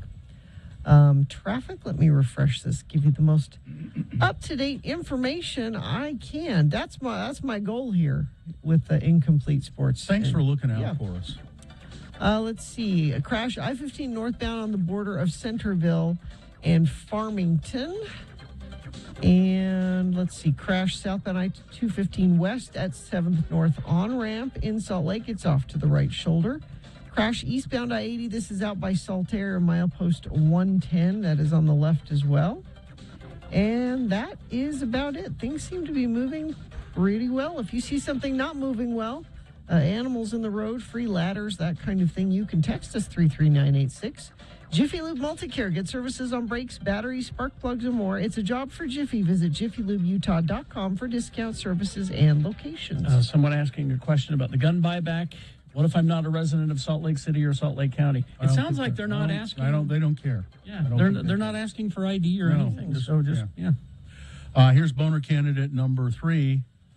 King Donald in every school in America. Former President Donald Trump is trying to sell a children's book written by a former member of his administration that stars King Donald and reimagines a kingdom where the Russianians weren't a factor in the 2016 election. Now Trump wants to distribute the book to children across the land. Let's put this amazing book in every school in America, he posted. The plot against the king was written by Republican and Trump loyalist Kash Patel, the former president's handpicked Pentagon chief of staff. Conservative publisher Brave Books is presenting the work as both fairy tale and fact. It calls the book a fantastical retelling of the terrible true story. A key player in uncovering one of our nation's biggest injustices tells the whole story for kids. Kash Patel brings a fantastic retelling of Hillary's horrible plot against Trump to the whole family, says a statement from the publisher. Patel says in his own statement he believes it's important for people to know the truth in the fairy tale.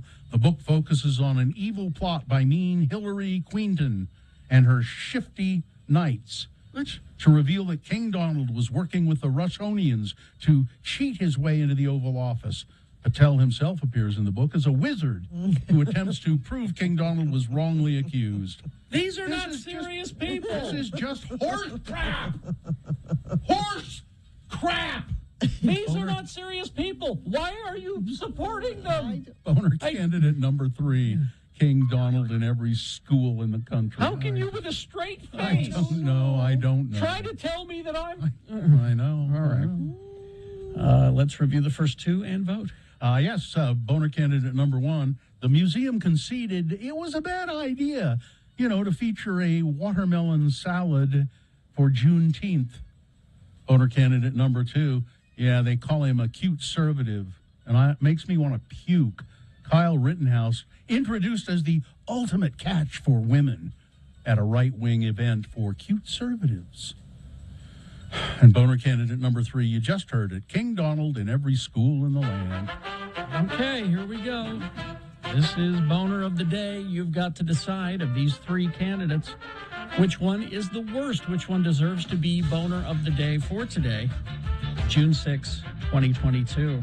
All right, 1, 2, or 3. Remember your candidate number, the one that you think should win. Put that single digit in the message of a text. Text it to 33986. Or just go ahead and call Katie in the producer's booth. She'll take your voice vote live at 877-602-9696. Or go online, x96.com, looking for the box that says Boner of the Day, June 6, 2022. Click and vote there. If you don't see that box, refresh your internet browser. It'll appear. You've got about 4.5 minutes is all, so let's go. This is Boner of the Day.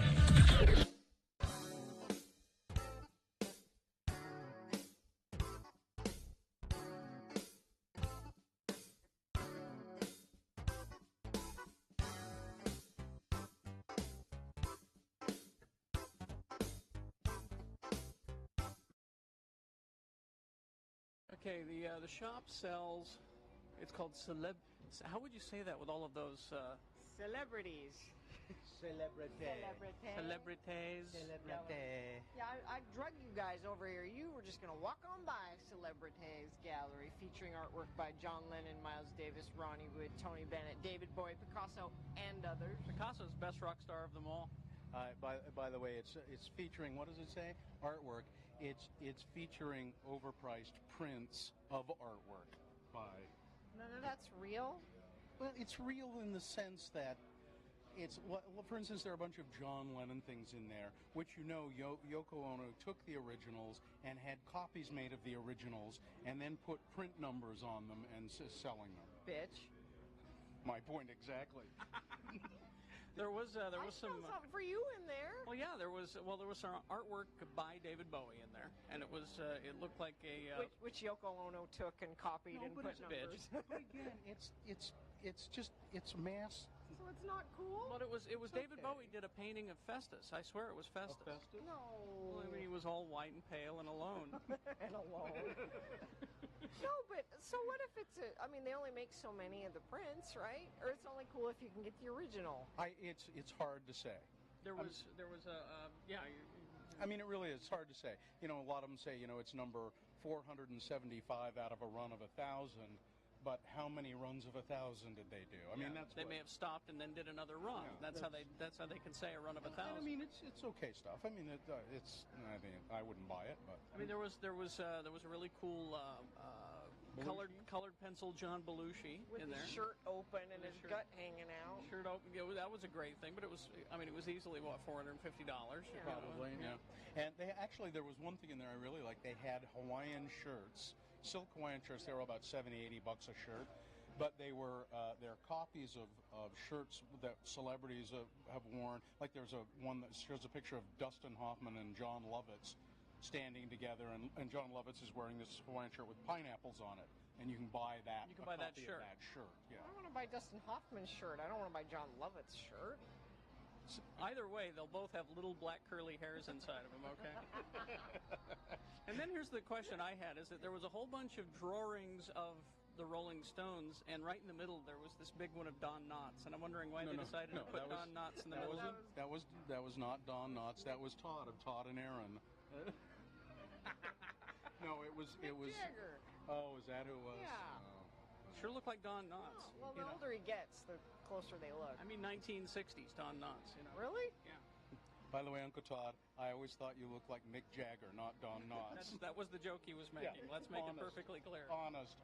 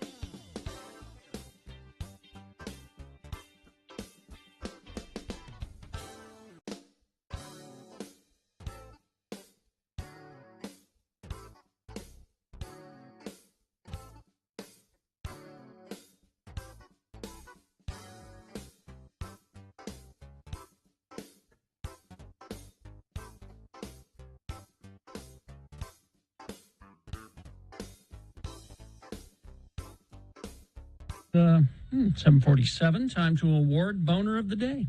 Okay. And it's brought to you in part by Baked Ziti.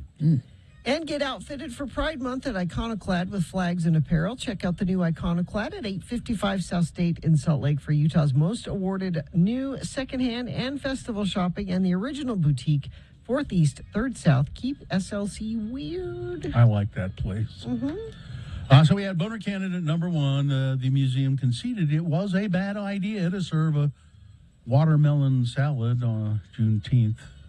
Celebrate Juneteenth with watermelon. Stereotype anyone? Boner candidate number two, they call him a cute conservative, and it makes me want to puke. Kyle Rittenhouse. Ugh, And the gall of them to say he was protecting his family when he traveled to another city to kill people. And boner candidate number 3, King Donald in every school in America. That did very well. Almost 100 votes, but not well enough to beat number 2. Yeah. With 119 votes, they call him a cute conservative, and I want to puke. There you go. That's your boner of the day for today, June 6, 2022. Now qualified to be boner of the week. So I was in a meeting on Friday. I believe we were all in a meeting on Friday, and during that meeting, I got a text from my son, Mohammed. His last day of school. And in the neighborhood, apparently it's tradition for the upperclassmen at East High School to chase down the 8th grade boys and shave their heads. Jeez. What? It's tradition. Yeah. And so there are traditions that are meant to be broken. You know? During our meeting, I get a text from Mohammed, and I sent Katie a photo of this. If they can. Oh my hell! If you go to x96.com/live, this is and Mohammed sends me this photo, and it says, "Say goodbye to my hair, Mom." He has like really curly, pretty long hair. He has beautiful curly blonde hair. There goes the nurse. There goes the Nurse Joker costume. And does he submit to this? Well, so here's the thing. Because it's tradition. So he sent me this picture, and then he said, "Can I have $15 to go to Great Clips so they can fix it?" You mean they just did that and left? No, that was the beginning of it, but they did a really, slapshot job of it, so he wanted to go get it cleaned up. But I said to him, why did you let them do this? Because here's the thing. It's a tradition for kids in our neighborhood that are going to be going to East High School next year. Mohammed is not going to East. He's going to Judge. Well, even if he were going to East High School, I don't think that's a point at all. But he made himself available for he did, it's not like they grabbed him off the street and did it. He was a willing participant. But I said, you could say, it's okay, I'm not going to East. That's not my school. Yeah. I mean, so he has a completely shaved head now, because that's the only way to fix what they did, because they shaved it's it the chasing down part that concerns me, because that's... Well, apparently all the 8th grade boys are they're fine. And they know it's going to happen, and they let it happen. They anticipate it all year, and it's a thing, and it's like an initiation. I suppose it's better than what they did in my high school. They would take the freshmen and sit them on the water fountain. Sit them on the water fountain and then turn it on. Yeah, but then all you got to do is change your clothes and you're done. This is like a semi-permanent situation we'll be dealing with. So think about what it feels like to sit on the fountain piece of chrome. Think what it feels like to sit on that. It's not pleasant. And, of course, they only did it to the weakest of the freshmen. Not all of them, just the weak ones who couldn't put up a fight. I'm never going to get Nurse Joker, am I? Probably not. It will take a long time to grow his hair back to where it was. And I said to him, damn it. What did he do with the hair? I don't know. But and even willing, this texter's right. Even willing or not, it's hazing, and it's not okay. Yeah. And I said, you are going to have to wear a hat every day and put sunscreen on, because that it's been covering his neck and ears for all summer. I'm going to be worried about this because it's going to take a long time for that. Well, there's one good thing that comes up at then. That I'll worried all summer. Yeah. It's just stunning to me that somebody doesn't put an end to this. They're all willing participants. That doesn't matter. It's not. You know, who would put an end to it? It's a tradition. There are people who are willing participants in murder rings and kidnapping plots. Well, I'm a willing participant. But who would be the person that would put a stop to it? Who? The people who run the school? But this is not a school-sponsored. The school has no control over it. It's summer. What are they going to do? How would the school put a stop to it? Well, they say, if it is reported to us that you do this in the summer, you will face consequences when you come in the fall. I don't think you can do that. Yes, you can. School is like prison, Gina. School is like prison. It's like prison. And the principal is nothing more than a warden. Mommy! Yeah. And the assistant principal is a guard. Yeah. That's all it is. They're just there to keep you, they should be there to keep you safe. And this isn't safe. I'm just stuck on that he didn't even have to do this, even remotely have to do it, and he still did it. He's a follower. Yeah, I'm stuck on this whole hazing thing. I mean, we had to go through hazing to get into the drama club. What kind of hazing was that? But it was, Carrie Lynn Applegate drove me to a house and said, go to that house and ask for 3 squares of toilet paper. Oh, yeah. Knock on the door and ask for, that was it. Okay. And I went, okay. And she thought she really had me. And I just went up and knocked on the door. The person came to the door and I said, look, this is the deal. I'm being told to ask for 3 squares of toilet paper so I can get into the drama club. Oh, okay, all sure, right. yeah. I'll help you out. Aren't you Jack's boy? Yeah, exactly. Exactly. So, I don't. Oh. So he's just, and it's going to have that weird grow, because it's kind of okay, like when it's first shaved. That's it's going to be about a month from now when it's that weird just length, sticking out all over. Oh, that's fine. I mean, I've shaved my. You've seen me shave my head. No, I remember. It grows back fine. I mean, it doesn't look weird. All right. I'm still against it. I know. Utah Highway Patrol conducting a slowdown on I-15 southbound approaching Parish Lane in Centerville. Yeah, do that during drive time. Thanks. Well, no, they're doing it because there was an accident and there's debris on the road. Okay. I thought they were just doing it for fun. No, all so right. that's when the cops weave back and forth and make everybody slow. It's because there was an accident. So all right. They're not doing it just for fun. Let's do. I wouldn't put it past them. All right. But if you see someone doing something just for fun and people need to know about it, you can text us. If it's safe for you to text 33986. Electricians, plumbers, and HVAC workers. X3 Tradesman is now hiring. Work for the leading tradesman employment staffing agency. Apply now at x3tradesman.com. That's x3tradesman.com. All right. Is he going to grow a mohawk is the next question. I wanted a mohawk so bad when I was about his age. Really? Because there were some high school kids in the neighborhood who did it, like football players or something. Yeah. So my mother said, she kept saying, no, you don't want it. No, you don't want it. And I said, okay. They took me to a barber, got the mohawk. Yeah. I was miserable because the sides of my head got sunburned all the time. Exactly. All right. We will take a break. We'll be back. Bill Frost telling us what's on TV this week coming up in the next break. opendoor.com/myoffer. I went to opendoor.com/myoffer, saw for myself just how easy it was to request an offer on my home. Whether it's new baby, new job, upsizing, downsizing. You can sell directly to Open Door. When life's doors open, they will handle the house, everything. They take care of it all. And you do it all online. It's very simple to do. Just go to opendoor.com/myoffer, enter your address, tell them a little bit about your house, and they will make you an offer, oftentimes in minutes.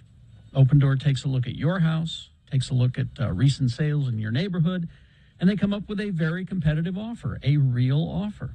And you don't have to deal with any of the other stuff, making repairs, doing the prep work, scheduling the showings, strangers in your house, all that stuff is taken care of. So get a free offer on your house at opendoor.com/myoffer. Open Door is represented by Open Door Brokerage, Inc., license 02061130 in California, and Open Door Brokerage, LLC, in its other markets.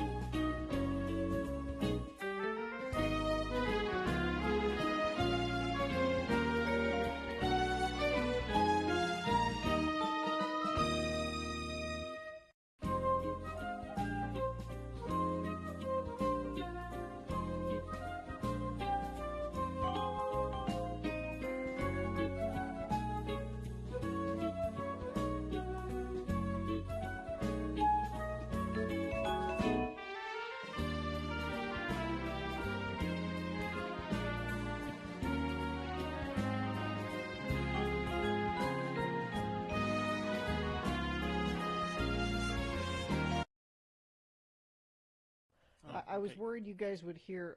Mohammed ordered a duck call a while ago, and it finally arrived. So he's been walking around the house, tooting on his duck call. Now, did he get that from the Duck Dynasty people?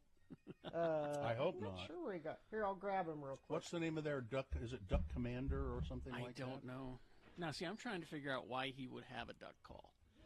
Now, I had because a duck call growing up because we would hunt ducks. He has been duck hunting. Has he been? Yeah, Oh. I think Gina's told us the story. He has been duck hunting with his uncle or something. Interesting. Yeah. No, Because I have a passing familiarity with duck calls. I think the Duck Dynasty people, their company was called Duck Commander, but that's how they made their millions of dollars. Is with a duck with duck calls. The duck calls, yeah. That's how they made all their big Okay, money. show him your duck call. So there's No, wait. blow First in of it. all, wait a second. First of all, I want to know what brand this is, Mohammed. What brand of duck call is this? Yeah, Bill wants to know what brand of duck call it is. Into the microphone. It's a Ducks Waterfowl duck call. Ducks Waterfall. DUX is a brand. DUX. I see. Okay. Okay, one more toot and then go to school. Okay, have a good day. Yeah, that's important. It's important that he have one of those. I can do He's that. my little hunter. Yeah, He's my little outdoorsman. Carrie was wondering why he had it, and I said, "Well, I remember the story. He's been duck hunting." He's been. Oh duck yeah. hunting. Okay. He's my outdoorsman.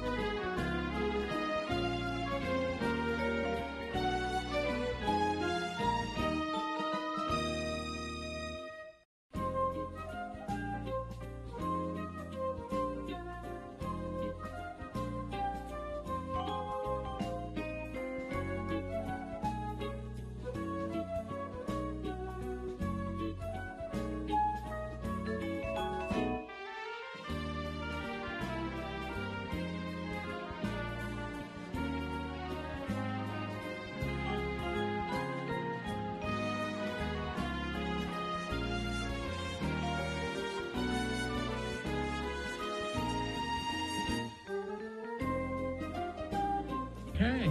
803 is this sponsored, Gina? Yes, don't settle for lame TV and slow internet. Let CableTV.com guide you to the best cable, satellite streaming, and internet services near you. Visit CableTV.com today. One of us needs to. Oh, sorry. That's a TV show. That counts. That's a TV show, Yeah. but this is the theme music. Well, here he is, the one, the only, William P. Frost. I don't know. Percival. Yes.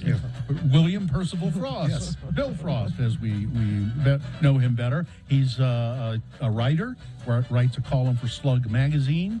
And your job is writing it too, isn't it? I mean, Nothing but all the time. Yeah. Like TV stuff. I write more now than I ever did working for a newspaper, which is weird. Yeah, it is. And Bill is, you can find all of Bill's writing and his podcast and all this stuff collected where?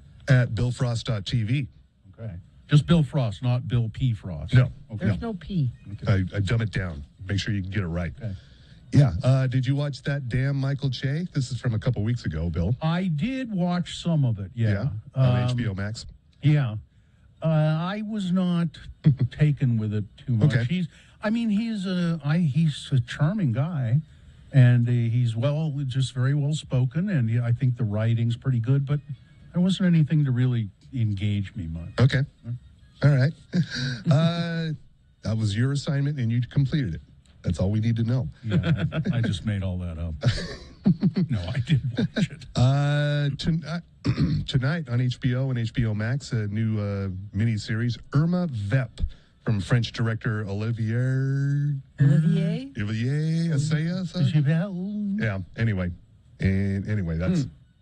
I butchered his name, and I'm sorry about that. That title seems familiar. Irma Vep. It's a remake of his own 1996 movie. It's an 8-episode series, which itself was about the filming of a remake of a French silent movie about vampires. Okay. And it's about an actress played here by Alicia Vikander. Oh, I like her. Yeah, and she finds herself losing herself in her role more and more every day. It's a bit of a surreal drama. That sounds kind of good. Yeah. Irma Vep, and it's on Max? HBO and HBO Max. Starting today. Also Wednesday, Ms. Marvel. Hey. We now have a Muslim teenage superhero. Cool. Yay. In New Jersey. Yes. I don't think we have a lot of superhero representation in New Jersey. My daughter will be thrilled. Homelander would not allow a Muslim on the team. Probably. On the 17. No, they did. They addressed that. Oh, I'm sure they did. Anyway, yeah, this is Ms. Marvel is she's a high school comic book nerd who gains the powers of her idol, Captain Marvel. I guess in one of the first episodes there is a Avengers Con that she goes to. Yeah. Okay. They shot this next door to the Spider-Man movie where all three of the Spider-Men were at. Oh. And apparently the cast kept coming over to the Ms. Marvel set going, hey, we should do an Avengers Con, shouldn't we? This is a good idea. Of course, Kevin Feige was there and saw dollar signs and went, I think we will. Yeah. I think we could charge people for that, yes. Also on Wednesday, Adam Sandler has a new movie. Hear me out. Okay. Yes. He plays a sort of a washed-up basketball scout who's traveling the world looking for the next, superstar. And he's looking to get his way back into the NBA to being a assistant coach. That's what he had. And now he's like, nah, we don't like you. You're just going to go down the road and find players. One of the players he does find is the Utah Jazz's Juancho Hernan Gomez. Another name I've probably butchered. But he's a player for the Utah Jazz, 6'9". And so Adam Sandler sets about training this player. Okay. I guess there's quite a few actual basketball players in the movie. Yeah, this is a sports ball underdog story. And that's not for Carrie. Nope. No, I'm not going to make you watch that. Thank you. I think maybe I'll make you watch this. Also on Netflix, Keep Sweet, Pray and Obey. Oh, God. Is it?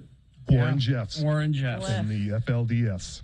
Is it a dramatization? It's a docu-series.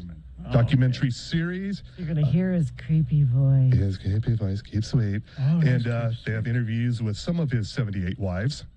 Couldn't get them all because it's only 4 parts. Well, yeah, I was going to say, yeah. Yeah. And some of them are too young to be on. Yeah.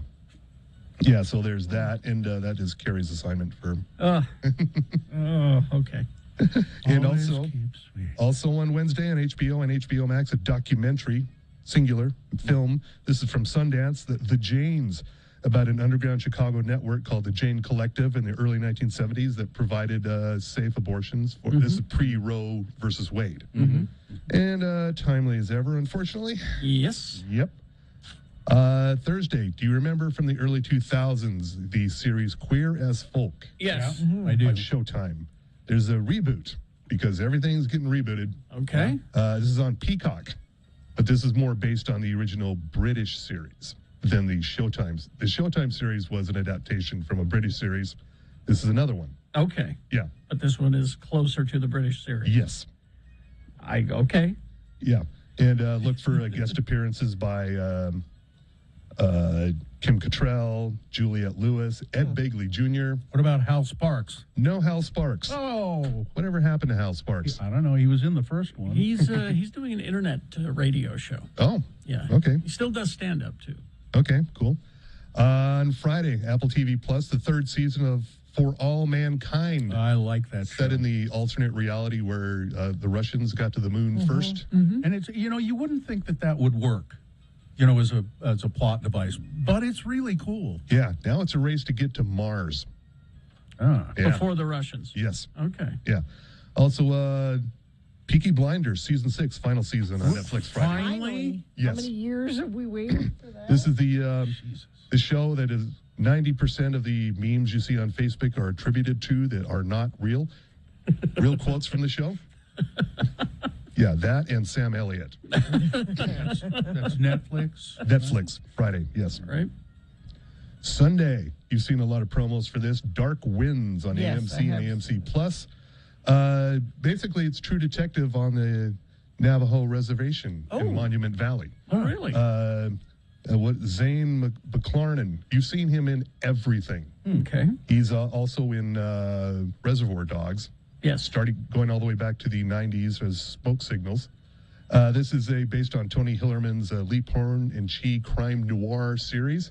And it's, they're two reservation cops working a murder. I read a couple of those. What is the cop's name? Chi? Yes, Chi and Leap Horn. Somebody Chi. I forget his first name. Yeah. I read a couple of them years ago. They're pretty good. Jim Chi. Jim And Chi. Joe Leaphorn, yeah. And that starts on Sunday on AMC and AMC Plus. Also on Sunday, Evil is back on Paramount Plus. You know, that show can be entertaining.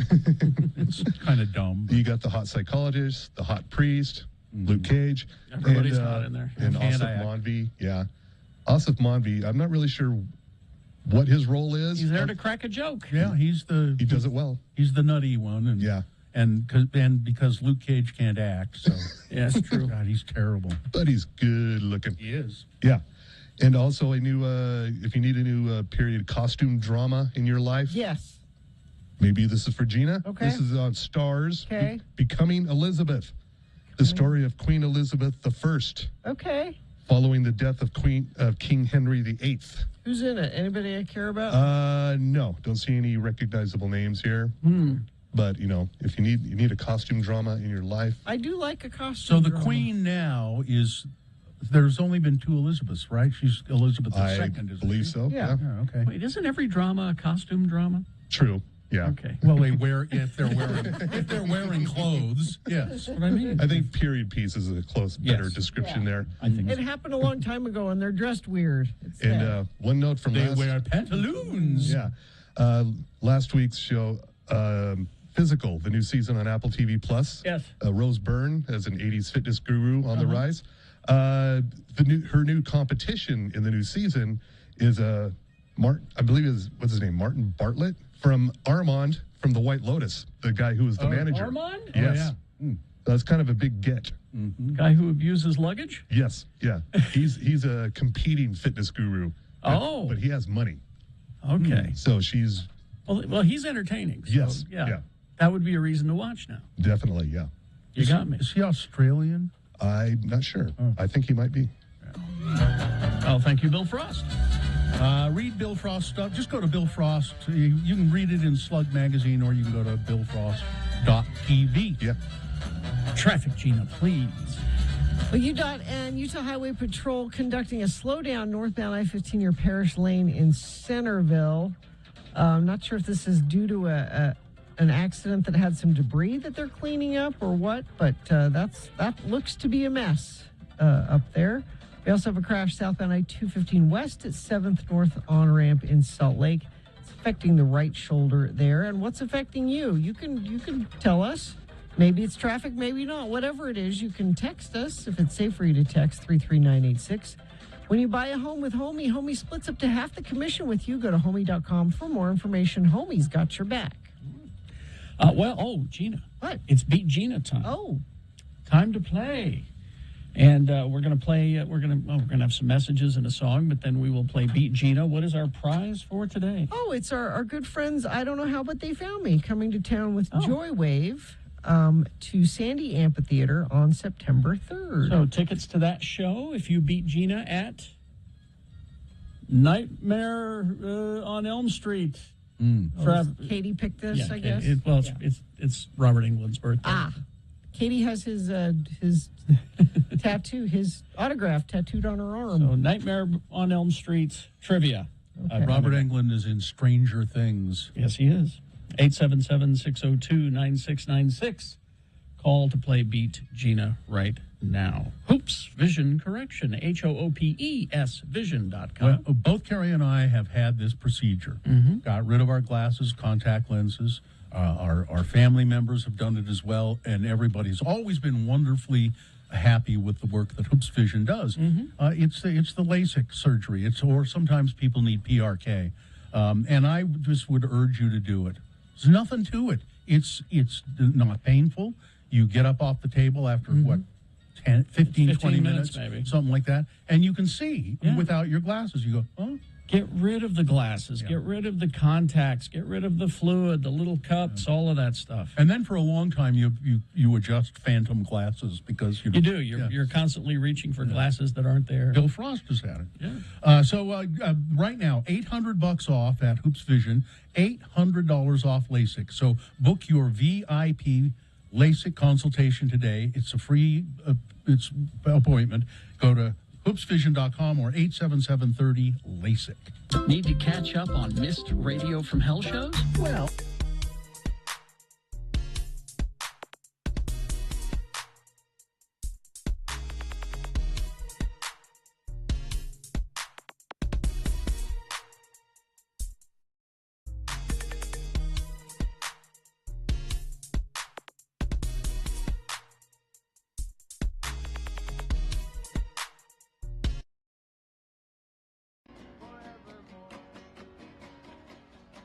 Brother Philip likes Propel water.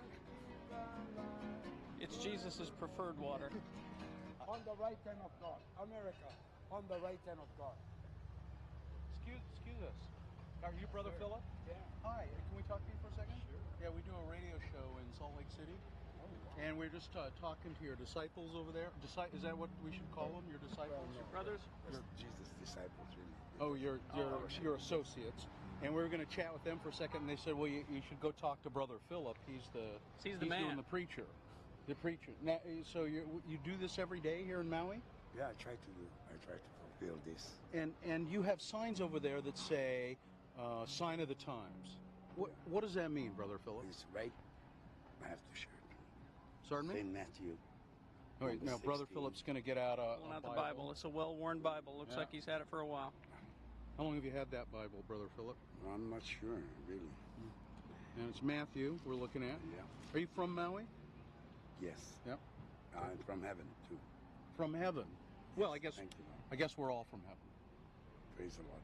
The Holy Bible, heaven. Uh-huh. And in the morning, it shall be foul weather today. For the sky is red and lowering. O ye hypocrites, ye can discern the face of the sky, but can ye not discern the signs of the times? High of 73.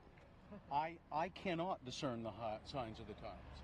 Although it was Can a you? great album by Prince, That's I know the that. reason why we look in the Bible, because of things that God has spoken is coming to pass today. Now, Brother Philip, we have a woman here. She is the reason we came to Maui is to do. We do a radio show together, and but she's actually come here to get married. Right on. She'll be married on Monday. And do you have any advice? God wills. Pardon? If God wills.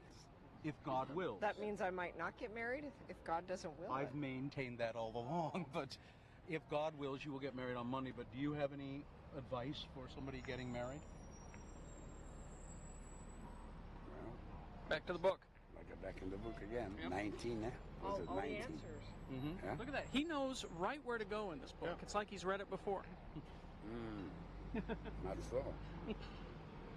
Right. And said, for this cause shall a man leave father and mother, and shall cleave to his wife, and the twain shall be one flesh. Okay.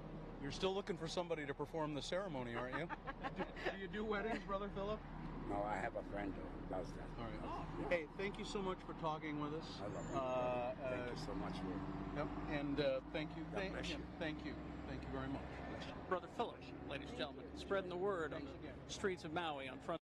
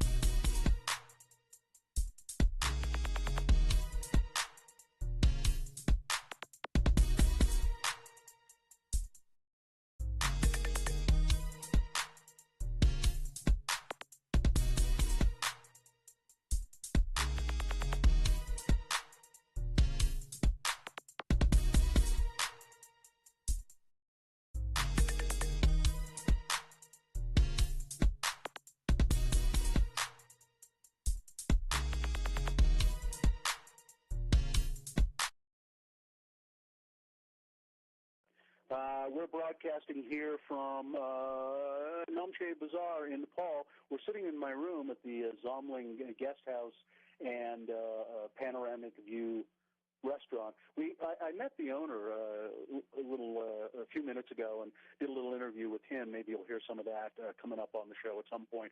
An interesting man. His name is Saddam Sherpa, and he is he's from Tibet. He came here from Tibet. And I was just going to ask Geljan, you don't mind being on the radio for a second, do you, Geljan? I'll come over and sit by you. I heard people asking you today about Sherpa. What is that? Is that a last name, or what is it, or why do they say Sherpa? Yeah, Sherpa means the name of our caste. We have different family name. Like, for example, my name is Geljan Sherpa, and then my family name is Lama. Yeah, so I really want to make it clear the people who are very confusing about the Sherpa people. The people think the Sherpa is like our name of our profession. So it's wrong. So Sherpa means our caste name. It's a caste name. And what does Sherpa mean? You told me that today. Yeah, Sherpa means in our language that we are Eastern people. We came, Shar means East, Pa means people, and we came from the east part of Tibet. So that's why. Why did you all come here from Tibet? Yeah, there's a quite confusing. Somebody says there's two things. Somebody says maybe that time there was very big influenza disease, and so that people were very scared, and they come over here to the Nepal. And somebody says there was a war. There's like a civil war, and then there's a people that they lose the war, and then they came over here, and but yet we don't know which one is true. And this was hundreds of years ago, right? No, it's approximately 500 years ago. We don't have exact data. Yeah, 500 years ago.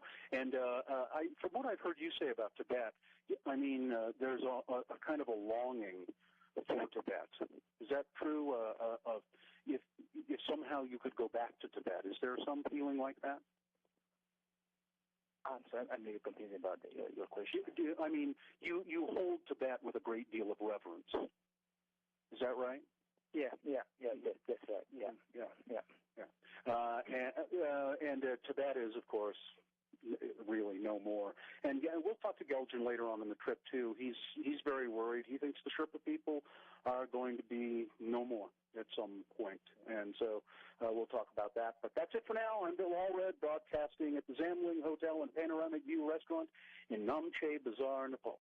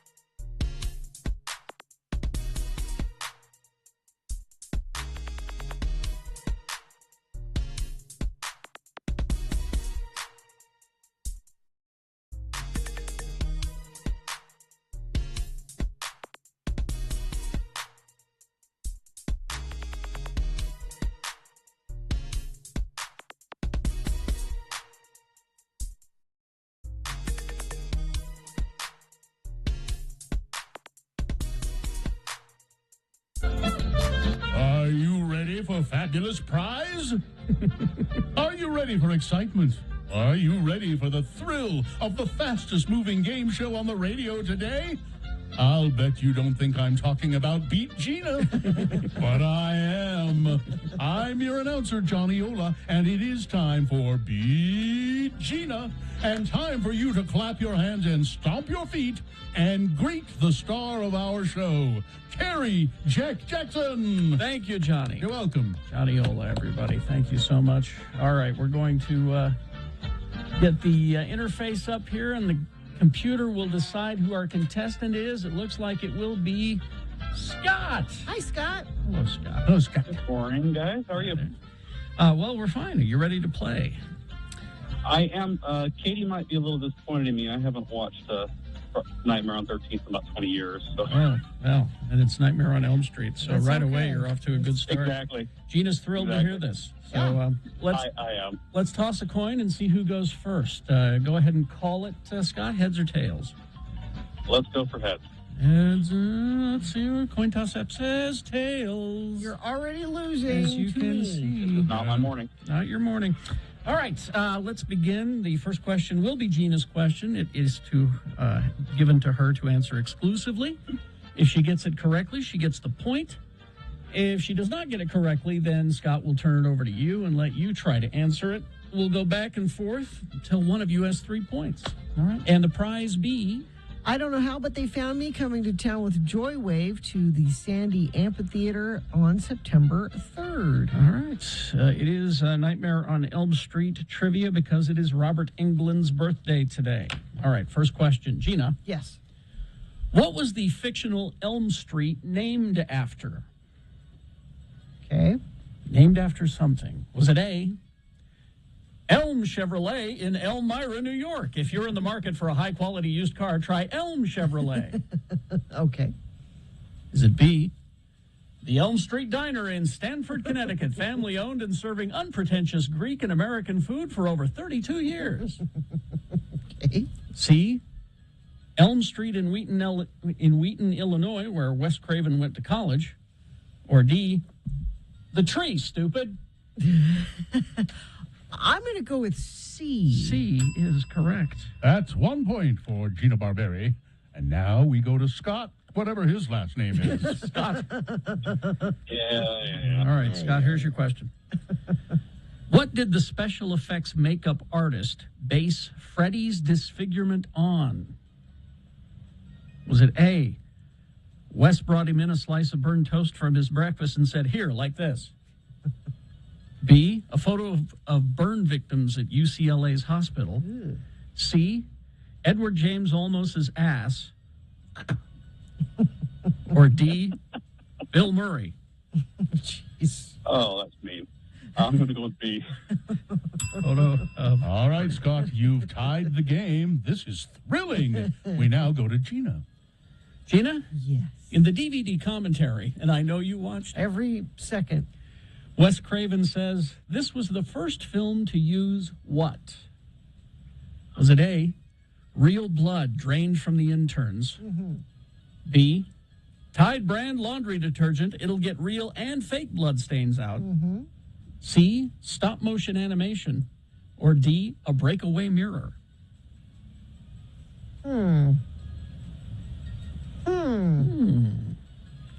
A breakaway mirror? No. Okay, yeah. I don't know if you can see my hand over here, right? No, I can't. No. See, okay, all right. Okay, breakaway mirror is correct. All right, it's 2-1. Scott, see if you can tie this sucker up. I'll do my best. Scott, what was the address of the house in the film? Oh. Was it A, 1428 Elm Street, B, 1313 Mockingbird Lane, C, 666 Elm Street, or D, 0001 Cemetery Lane? A sounds more familiar.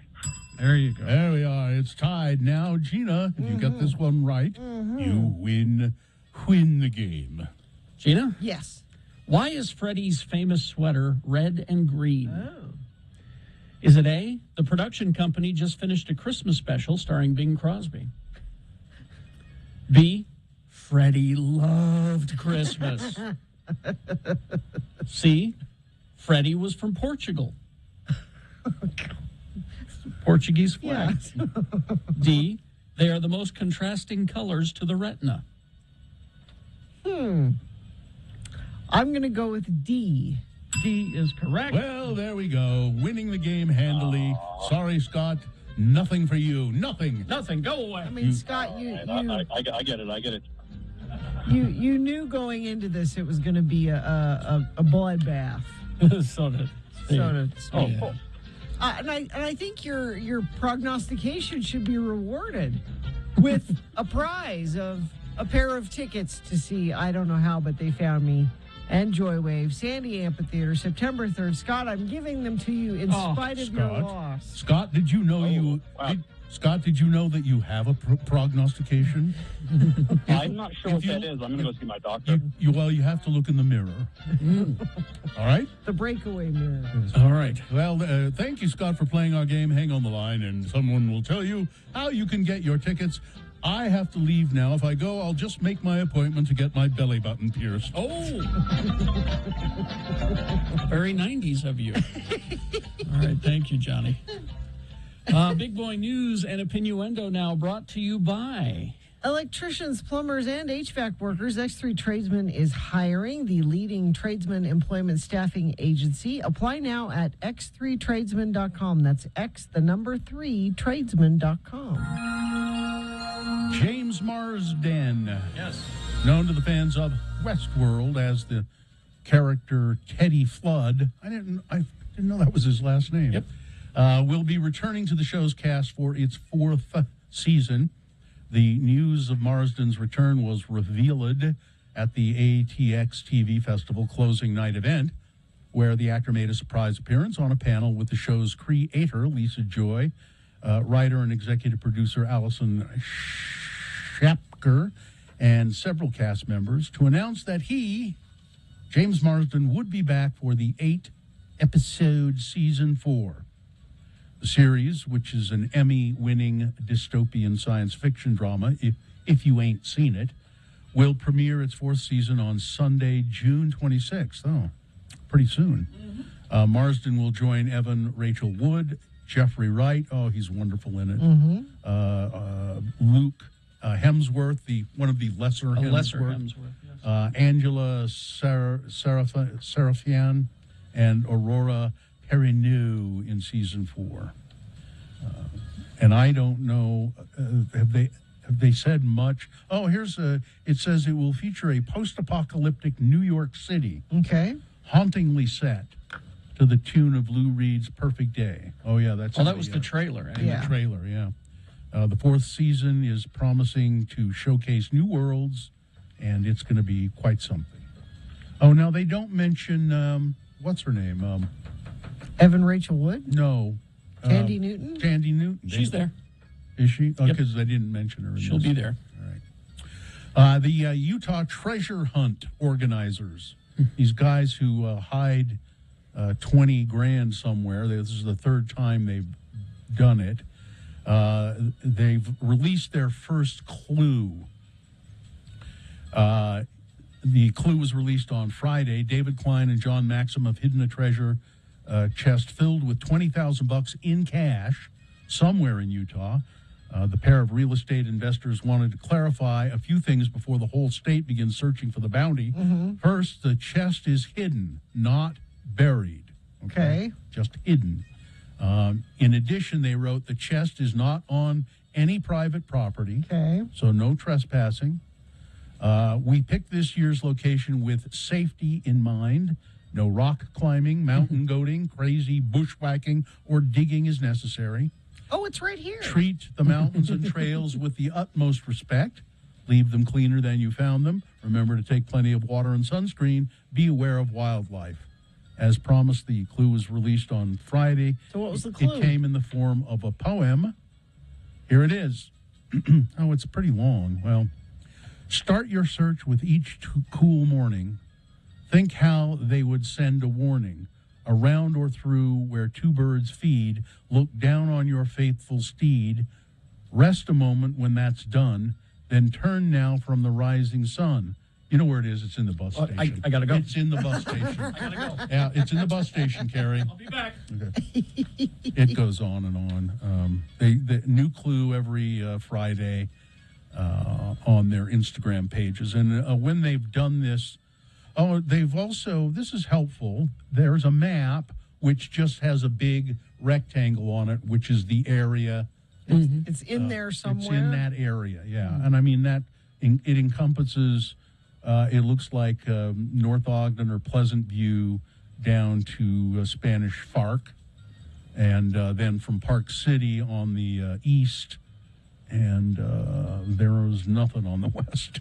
You know, I-80 starting out over the Salt Flats. So that's where it is, somewhere. And I guess it's been very successful, them doing it in the past. North Korea fired 8 short-range ballistic missiles into the water off its east coast on Sunday. Look, we can hit the ocean, they said. A move that Japan has called unprecedented. The missiles were launched from multiple sites in North Korea into waters east of the Korean peninsula. The missiles marked the 17th launch by North Korea this year. And also very concerning, the United States is assessing that North Korea may be ready to conduct an underground nuclear test this month. Wouldn't that be wonderful if they have nuclear capability? If North Korea conducts a test, it would be the country's, they've done it before. I didn't know that. 7th underground nuclear test, but their first in nearly 5 years. Abbott has started reproduction of specialty infant formulas at their Michigan plant. They said it's starting with production of L-Care, an amino acid-based hypoallergenic product for babies who can't tolerate other formulas. They said the first batches of L-Care product are expected to be available June 20th. It's going to take them a while to get geared back up. I've never heard of this place, but I guess it's a chain. Fried chicken sandwiches and fried chicken are all the rage, aren't they? Yeah. This place is called Super Chicks. They're holding a grand opening. S-O-U-P-O-R? Chicks? No, it's SUPERCHIX. And it's celebrating their 4th Utah location.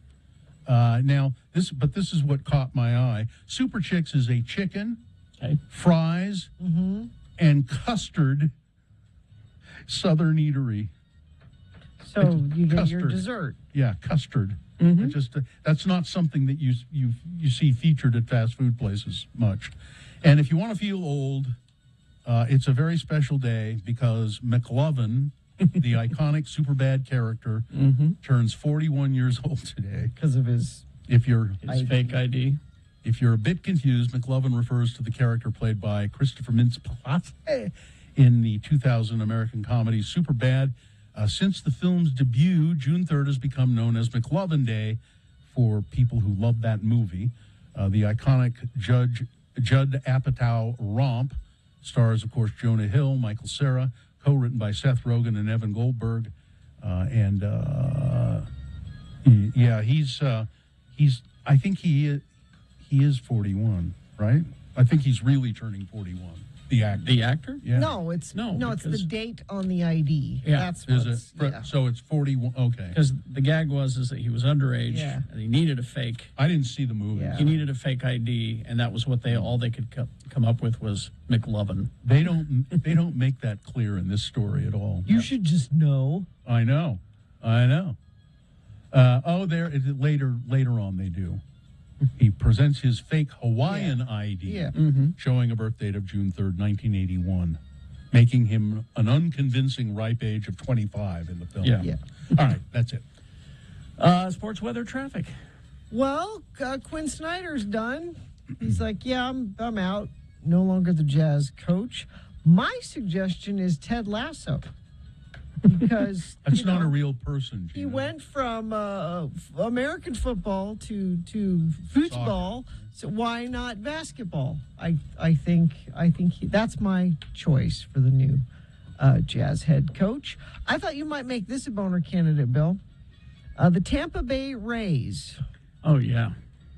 We're celebrating Pride Month. Mm-hmm. And they put a little tiny, itty-bitty rainbow patch on their shirt. Just a little rainbow patch, a little nod to Pride Month.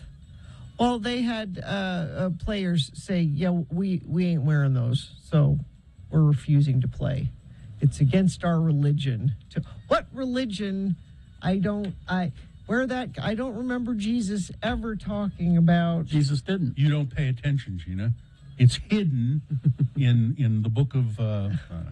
In the book of duh. It's so that I'll maybe we make that a boner candidate tomorrow. I don't know, but let's see. The Salt Lake Bees, they beat the Chihuahuas yesterday 6-5. Beating up on those little dogs. Well, no, the dogs beat up on them quite a bit too. But let's see. Their next home game will be Tuesday, and they'll be against the Tacoma Rainiers. That's your sports. Weather. So we're having some spotty sprinkles this morning. We weren't really supposed to, but I'm seeing reports of it happening down in Utah County, and we had some here at the station. It'll be sunny later, though. We'll have a high right around 77.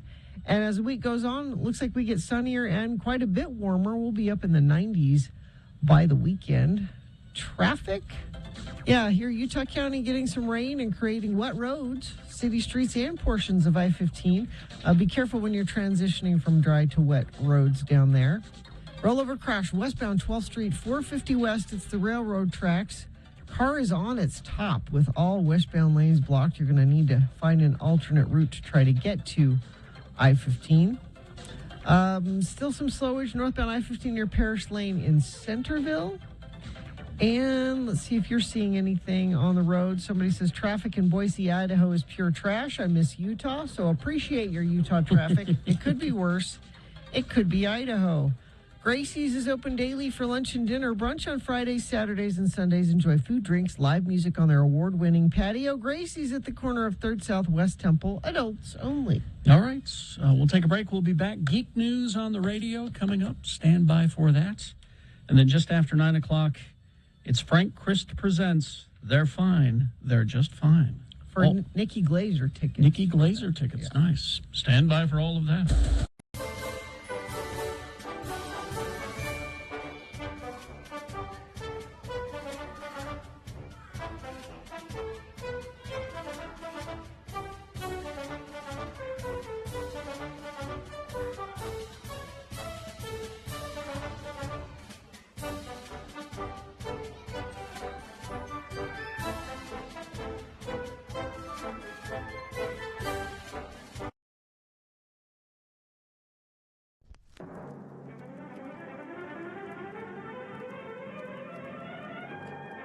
It's often said that the people of Utah speak a language all their own. It's a language that's often confusing and even incomprehensible to newcomers here in the Beehive State.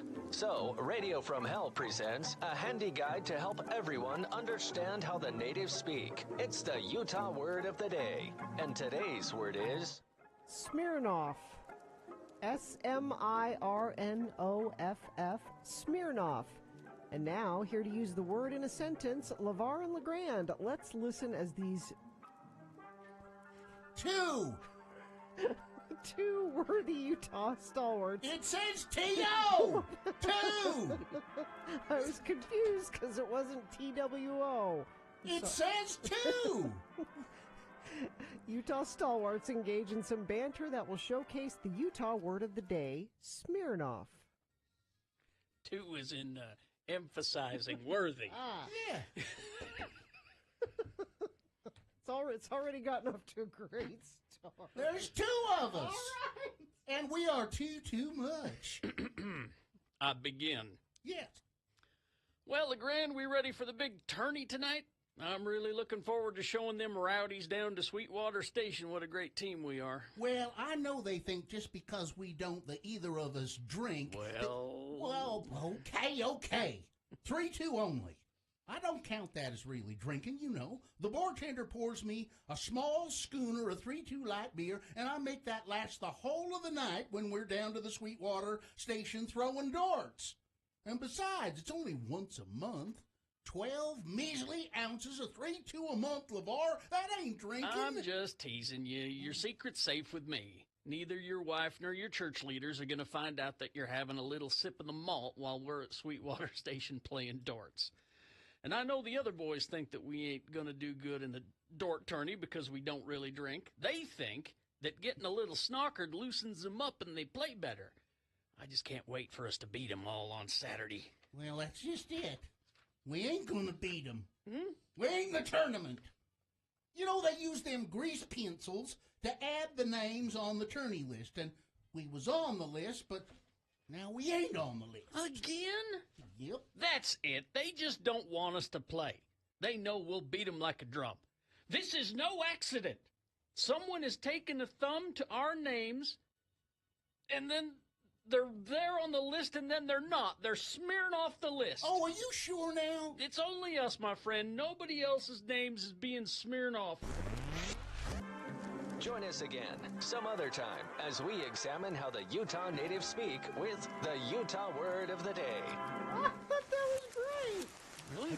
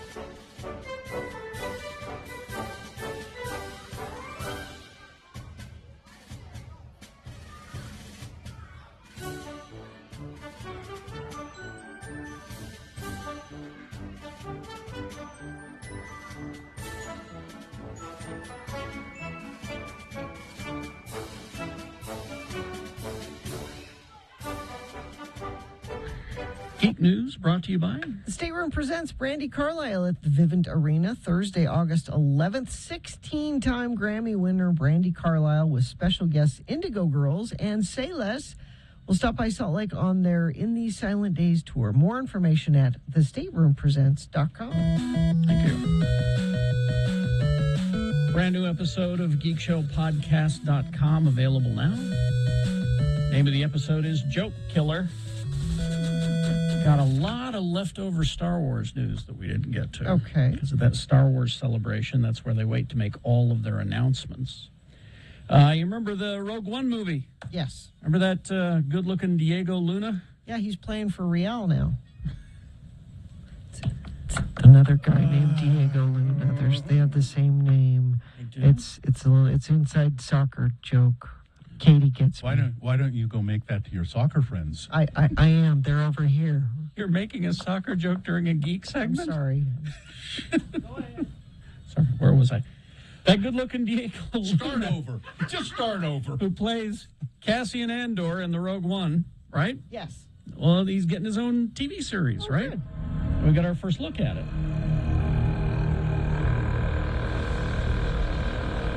It will debut August 31st with 2 episodes.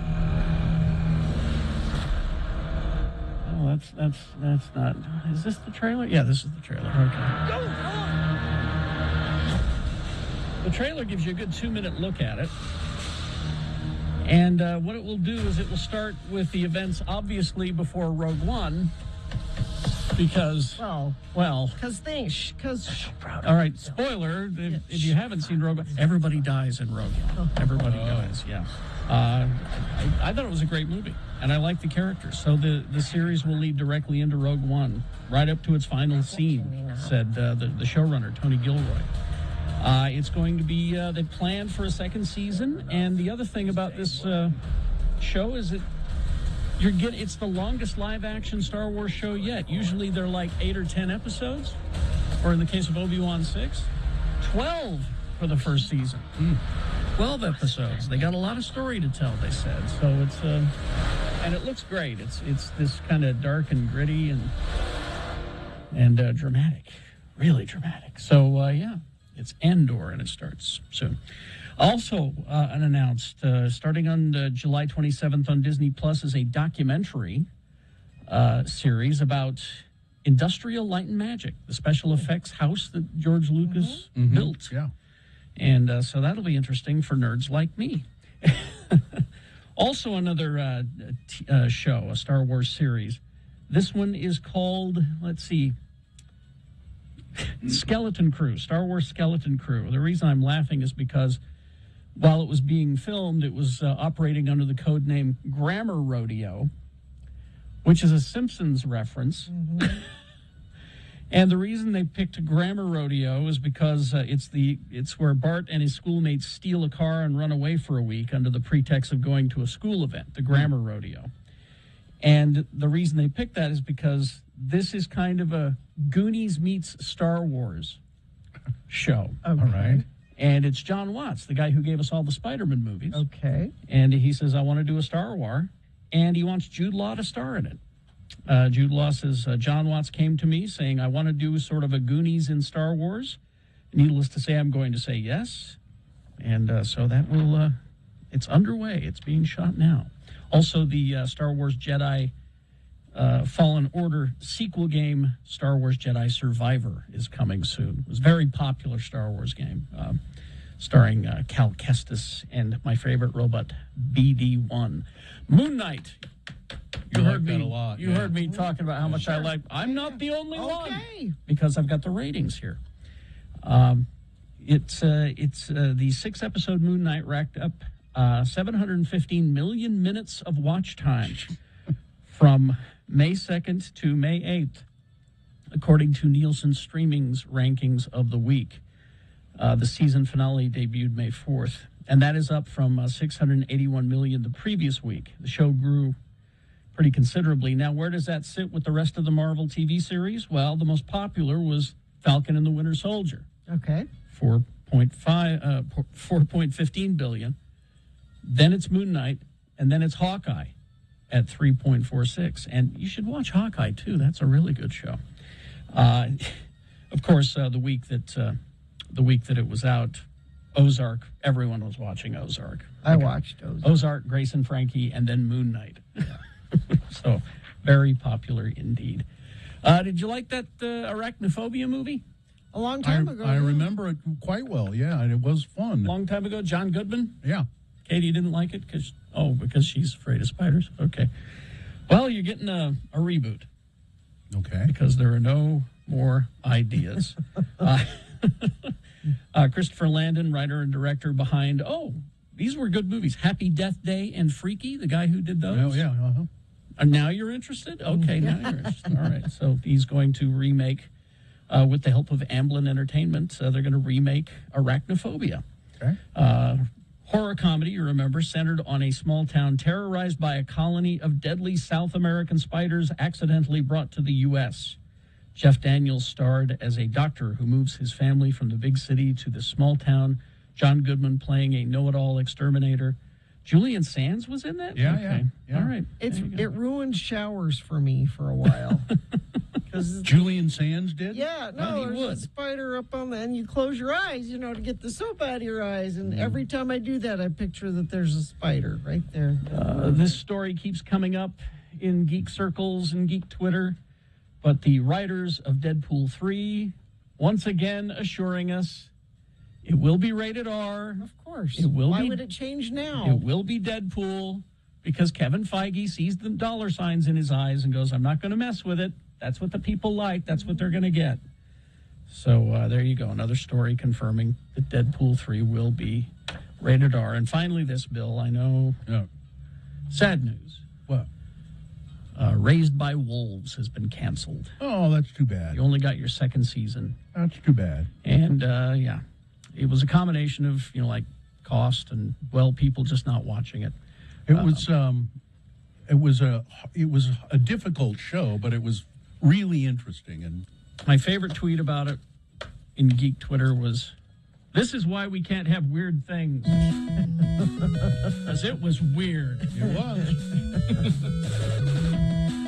All right. Traffic, Gina, please. Yeah, just some wet roads out there, particularly in Utah County. You're seeing some of that. That might give you a little bit of a slowdown this morning. Rollover crash westbound 12th Street, 450 west at the railroad tracks. Car is on its top and all westbound lanes are blocked. You're going to need to find an alternate route to I-15 through that area. Take an unforgettable cross-country adventure into the hidden wonders of the natural world, into America's Wild 3D. Visit some of the most beautiful but untamed landscapes of America, now playing at Clark Planetarium's IMAX Theater. All right. Thank you very much. If you want, you can call in now to play Frank Christ Presents They're Fine. They're Just Fine. We've got some messages on a song yet to go, but what we have to give away is Nikki Glazer tickets. Nikki Glazer tickets on the way. So you may want to call 877-602-9696.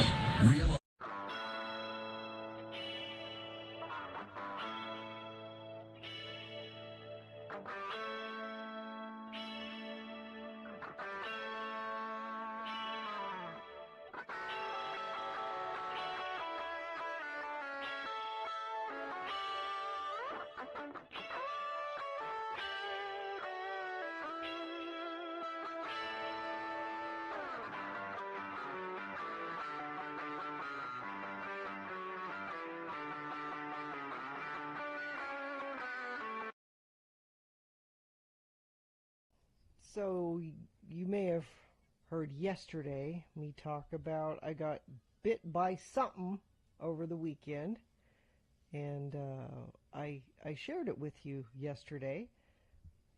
It was on your ankle. It was on my ankle, and I sent some pictures to Katie. I don't know if she can put those up, but if you follow me on Twitter at RFHGina, you can watch the progression of the injury. It got ugly. It got really ugly. Yeah, so yesterday it was like a little, I don't know. It's just a blister. A blister. And I actually showed it to our good friend Dr. Cobble, and he said, yeah, you should be all right. You could just, pop it, put some Neosporin on it, cover it with a bandage. You're probably all right, which I did. Yeah. I was brave. I got hydrogen peroxide. I got Neosporin. I did the whole thing, and I covered it with a bandage, and I said, well, I'll check it later. But it hurt, like throbbing pain. Yeah, that's a bad sign.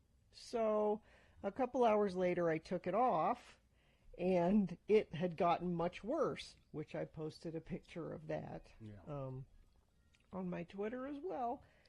And it was oozy and a weird color, and it hurt.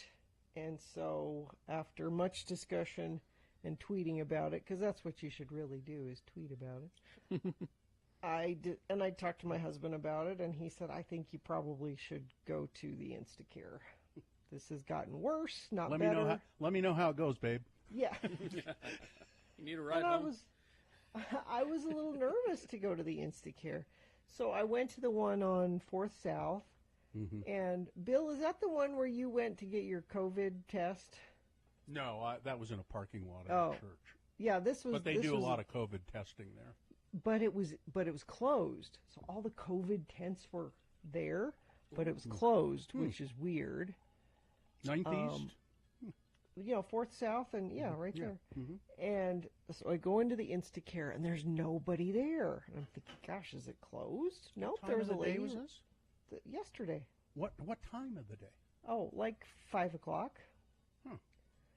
And they checked me in and said, go wait over there. And I said, okay, this is so fun. Because I was nervous about going. Mm-hmm. And while I was sitting there waiting, these 5 girls come in together. They all had masks on. And one of them goes up to the counter and she says, yes, I think I have a fever and I'm having a hard time breathing. And, she's listing all the COVID symptoms. I'm like, awesome. Now I'm in a waiting room with her. But why are these 4 other girls with her? You needed an entourage to Yeah, and they're come not to supposed the to do Instigator? that. They're supposed to go to the stations outside. Yeah. Well, they were closed. Oh. The stations outside were closed. But why do we need all these people in here? But they took me back, and I said, can you tell what this is that bit me by looking at it? Mm-hmm. And the doctor said, it's infected now. I can't tell what it was. Mm-hmm. But we can clean it out for you, give you an antibiotic, and then we're going to test the pus and see what kind of pus it is. Pus test. Pus test. Pus test. And he said, in order to clean it up, we're going to de-roof it, which is exactly what it sounds like. They cut the top off of it and let it ooze out. Mm-hmm. And then they gave me a bunch of stuff at home where I am supposed to change the bandages and clean it up. And I don't have to de-roof it. That's already been done. Well, they say you're going to be okay. I mean, yeah, they put me on a pretty strong antibiotic, and he said, we'll get back to you with exactly what, it could be a staph infection, it could be MRSA, it could be who knows what. Will they be able to tell you what bit you, do you think? Nope, and that's No. the frustrating thing. Damn. He says that's the big question. I'm looking here. It says de-roof. The definition of de-roof is to remove the top from a building. So that's how big the pustule got. It was the size of a building. It also means to remove tissue from a wound. It did look big, and it did look ooey It was gooey. so gross. It was dripping at one point. I thought I saw. Yep. Yeah. Oh, here's the question. If you're taking the antibiotic, can you have wine? Are you saying there's a chance I can't have wine? Yeah, there's a chance because sometimes they say with some medications. Oh, man. That's just those doctors that don't want you to drink. Yeah. I mean, I didn't last night. Well, because I'm taking so much. It's 3 of these antibiotics 3 times a day. And I'm thinking maybe on alcohol that won't taste so hot. I think you better check, yeah. See, now, I don't get what de-roof, but when they say they're going to debride a wound, it's the same thing. Remove unhealthy tissue from a wound. I don't know. I was de-roofed. That's all I know. Ask your doctor or construction worker. Would you like to be debrided or de-roofed? All right.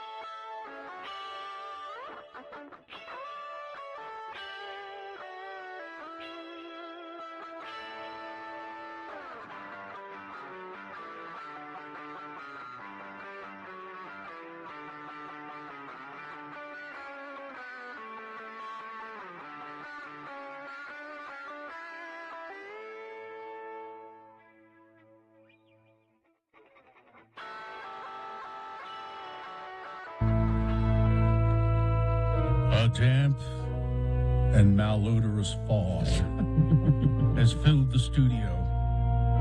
He arrives on his Vespa scooter, clutching the scythe he uses to reap celebrity souls.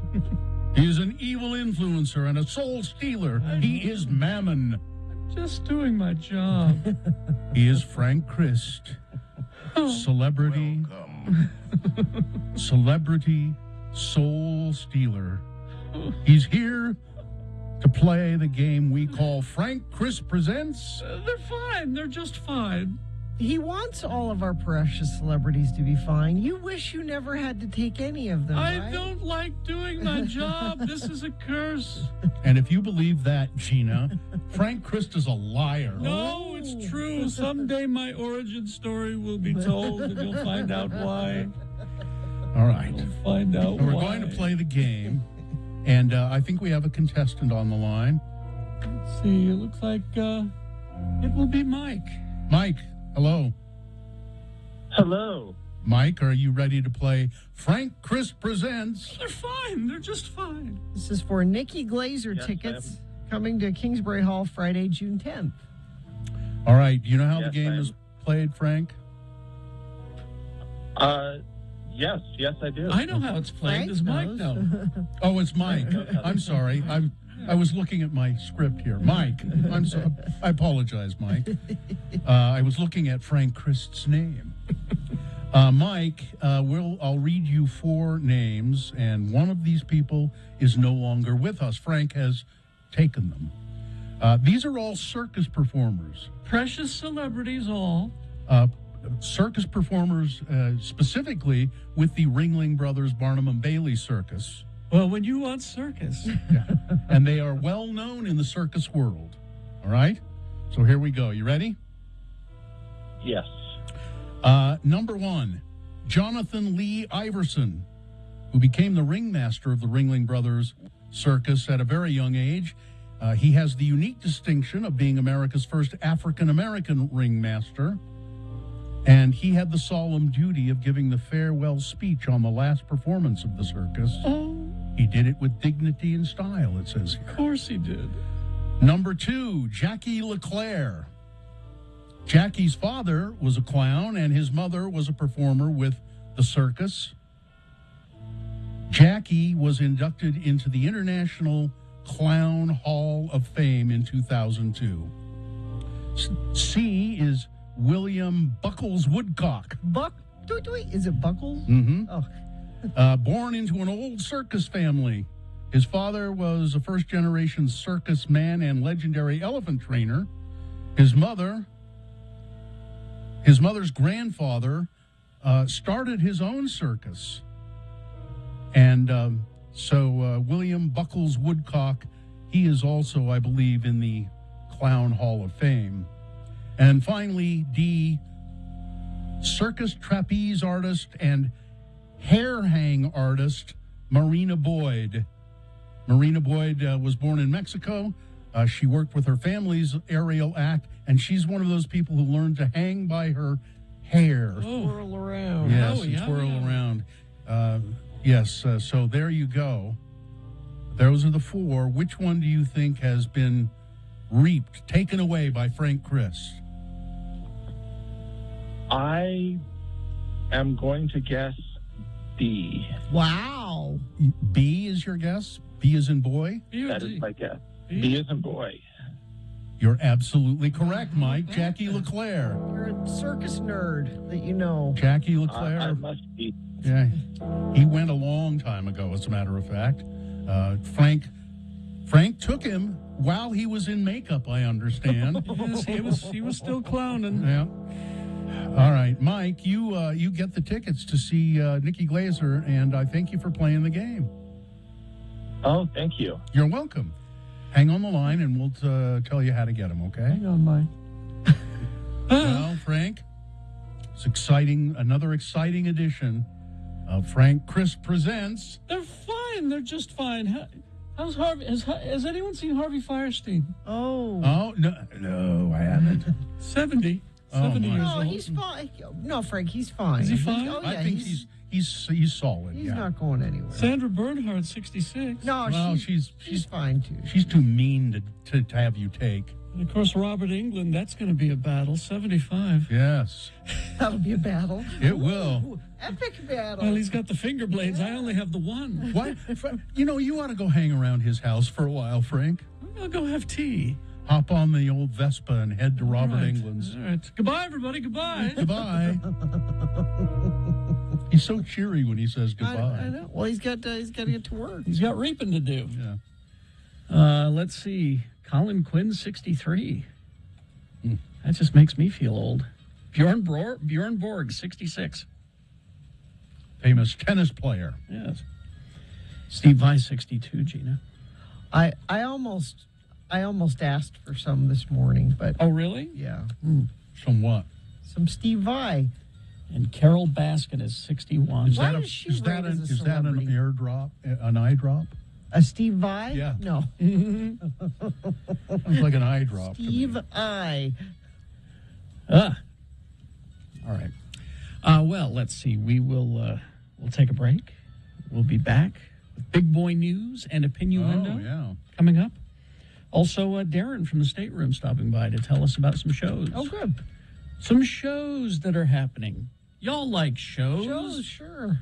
People love shows. And there are plenty of them. Got it coming up. Stand by.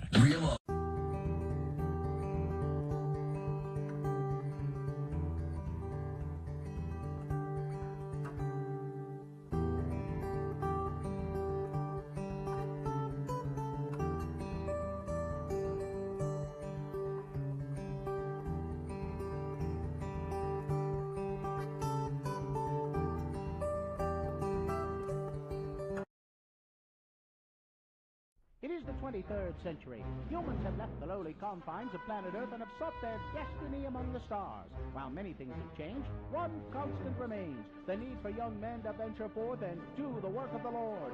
This is the tale of two such men who at the age of 19 have answered the call of their general authorities and are embarking on a 2-year mission to spread the gospel throughout the galaxy. This is the story of Space Elders!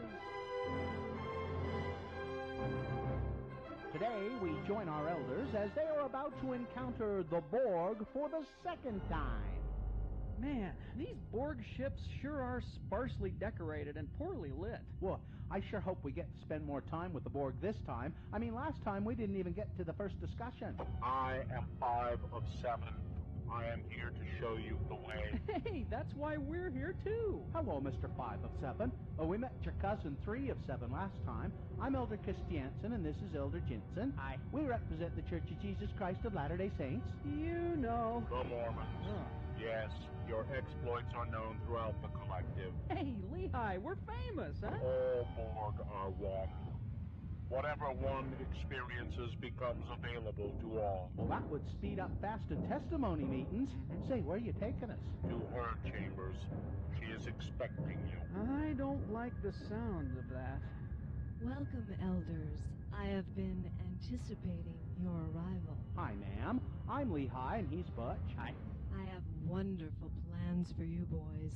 Together we will rule over the perfect Borg galaxy. Well, I hope this can wait until after our mission is over.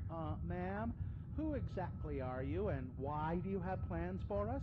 I am the Borg. Well, I thought they were the Borg. They are, and I am. And once we assimilate you two, you will be Borg as well. Oh, I get it. He's a Borg, she's a Borg. Everywhere a Borg, old MacDonald had a Borg. Knock it off, Butch.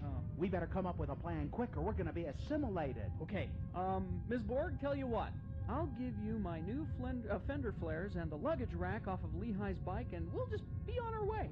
You will look cute in black rubber suits, and I have picked out some special prosthetic parts for each of you.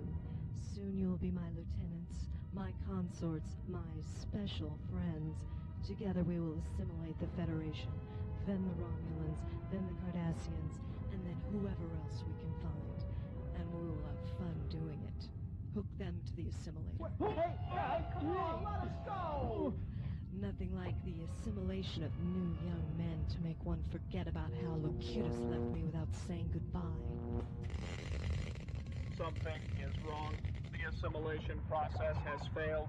They have already been assimilated by a stronger force than the Borg. Quick, shut down the machinery. The feedback could contaminate the collective. What have you done to my beloved collective? Well, once you hooked us up to that gizmo over there, all of our experiences were spread throughout the entire Borg race. Lehigh and I were able to bear our testimonies to more than 7 billion beings at one time. It was kind of like General Conference, except without the crying babies and the old people going to sleep. Yeah. We not only got to give the first discussion to the Borg, but to pretty much teach the whole gospel to all of them at once. Could it be? Have the Borg finally met their match? Could Butch and Lehigh be immune to the assimilation process? Tune in next time to hear the Borg say... I am Elder 5 of 7, and this is my companion 4 of 9. We represent the Church of Jesus Christ of Latter-day Saints. You know, the Mormons. No! You've turned the most feared race in the galaxy into a bunch of jello-loving, suburban-driving moral goody-goodies. Well, you think that people were afraid of you before. Wait until you start approaching planets now. Man, I'd hate to play word ball against these guys. I think our work here is done. Hey, can we count all 7 billion as converts? Well, technically we didn't baptize them. We'll have to check with Zone Leader Hansen just to be sure. What about me? I was queen. I was the most powerful being in the galaxy, ruler of an entire race of warriors. What am I supposed to do now? Well, I guess you are now the most powerful Relief Society president in the galaxy. Congratulations. Gotta go. Bye-bye, sister. On the next artificial limb attaching episode of Space Elders!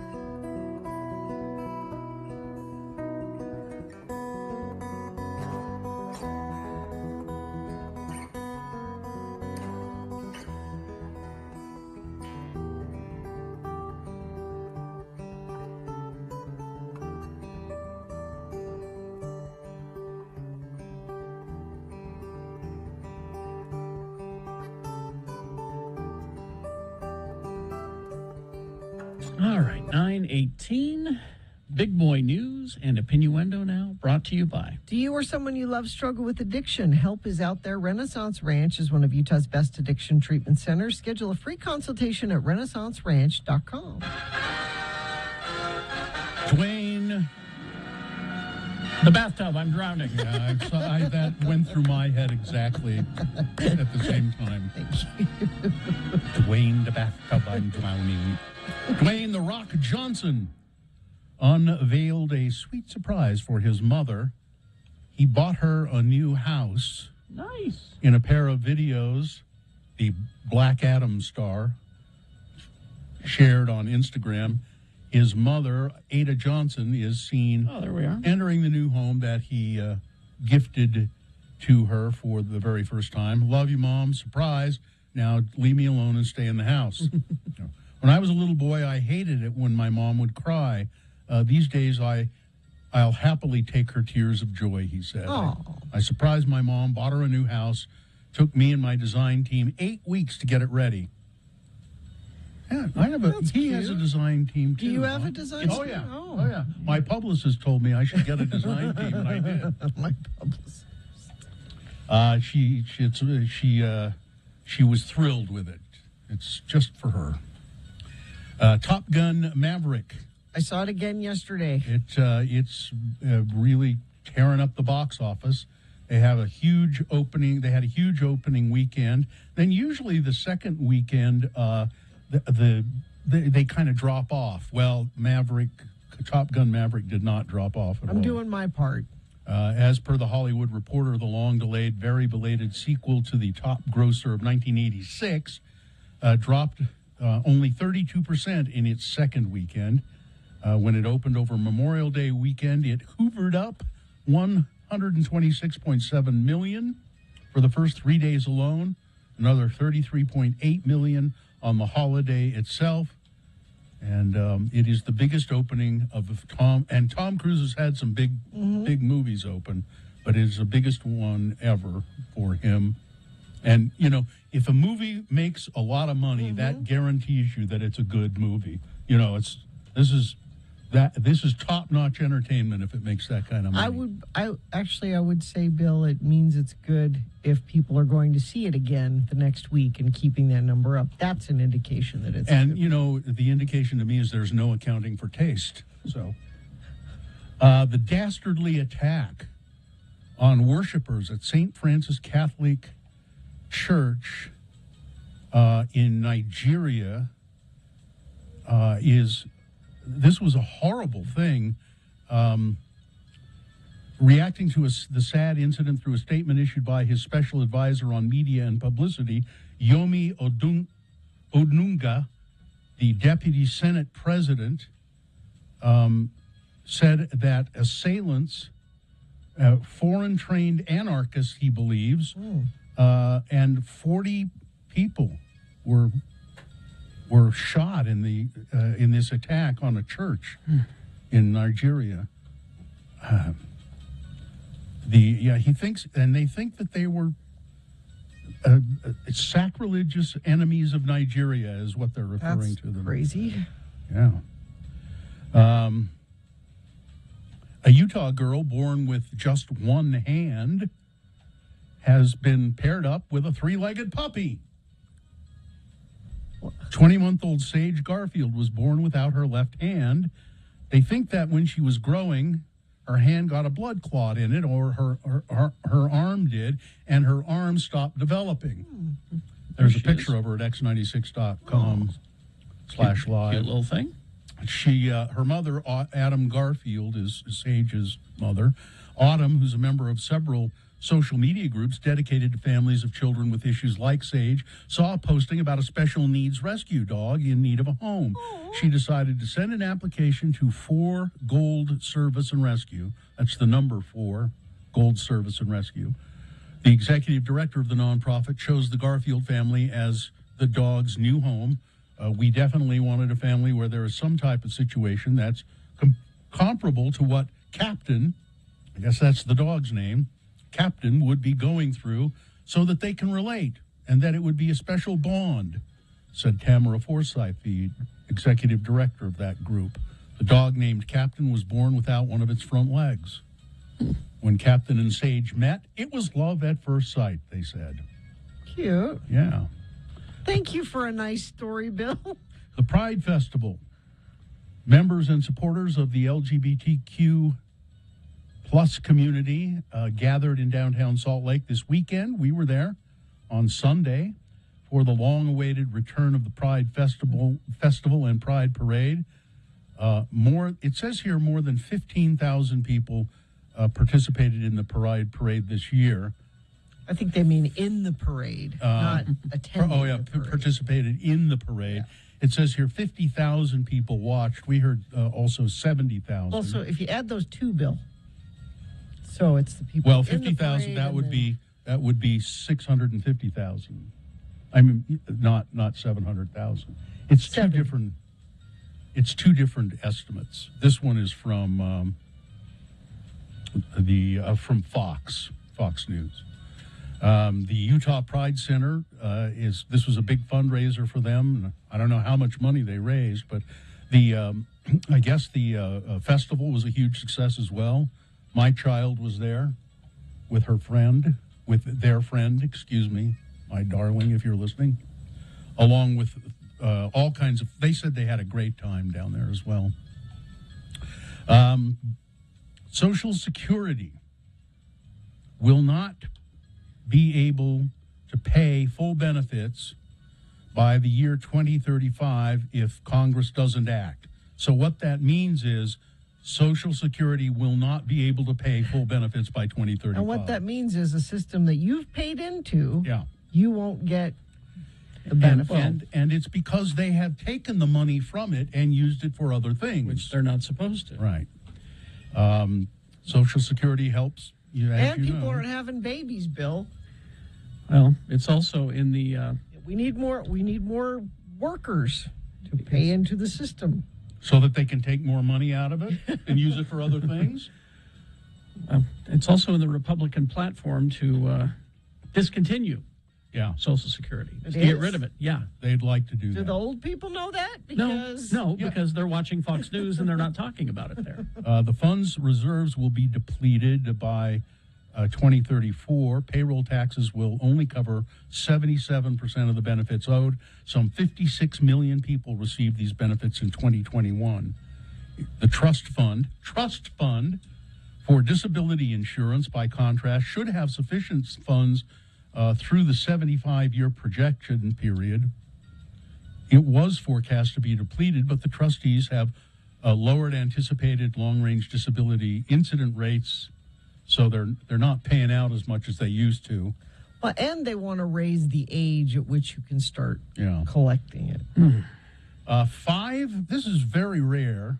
This, now I think it's still going on. It started this past weekend. 5-planet alignment in the night sky. That means it's the end of the world, right? Isn't that one of the things? I don't know. And the 5 planets, Mercury, Venus, Mars, Jupiter, and Saturn, align. And I remember this happening before. It's pretty rare. It hasn't occurred since December of 2004. I remember it's just really interesting to see when this can you line see of it? stars. Well, this says it was, this story is, I had it last week, Friday, June 3rd. But I'm looking to see, I think that they're still visible. The best time to see them is 30 minutes before sunrise.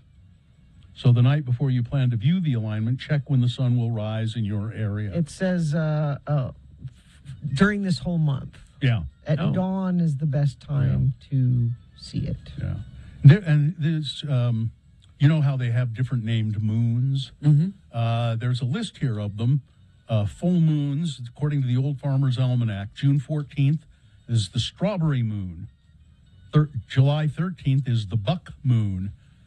August 11th, I think it's sturgeon, not surgeon. It's the sturgeon No, moon. it's the surgeon moon. You could do surgery by moonlight. It's so bright. It's the sturgeon moon.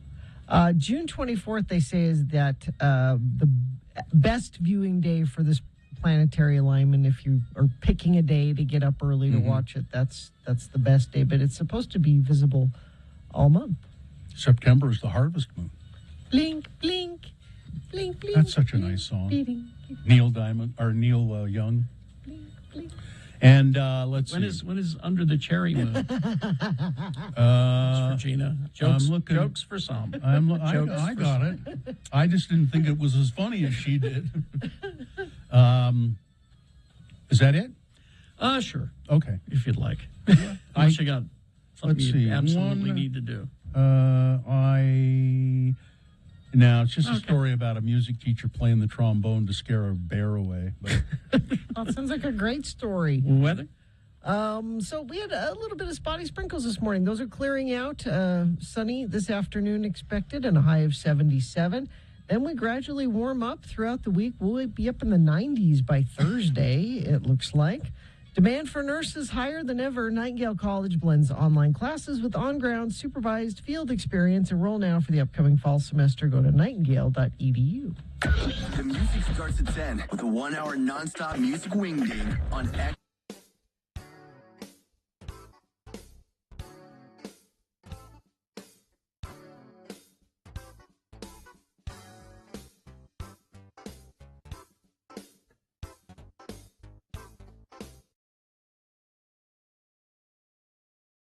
How do you feel about hot water bottles? No, I don't have a lot of experience with those. Although it's it seems to my grandmother always had one hanging on the back of the bathroom door with a hose on it. That wasn't a hot Oh, it wasn't? It wasn't? Well, what was it? Oh. It was Really? red rubber. Yeah, that wasn't a hot with water. a hose Really? on it. No. Wait a minute, she just left that out? What was that for? You really don't know? I just want you to tell me. I might know, but It's something that's not recommended anymore that women do. Oh. Don't- Well, I think that's what that no, was. I think that it was not a hot water I bottle. think it was also used for enemas.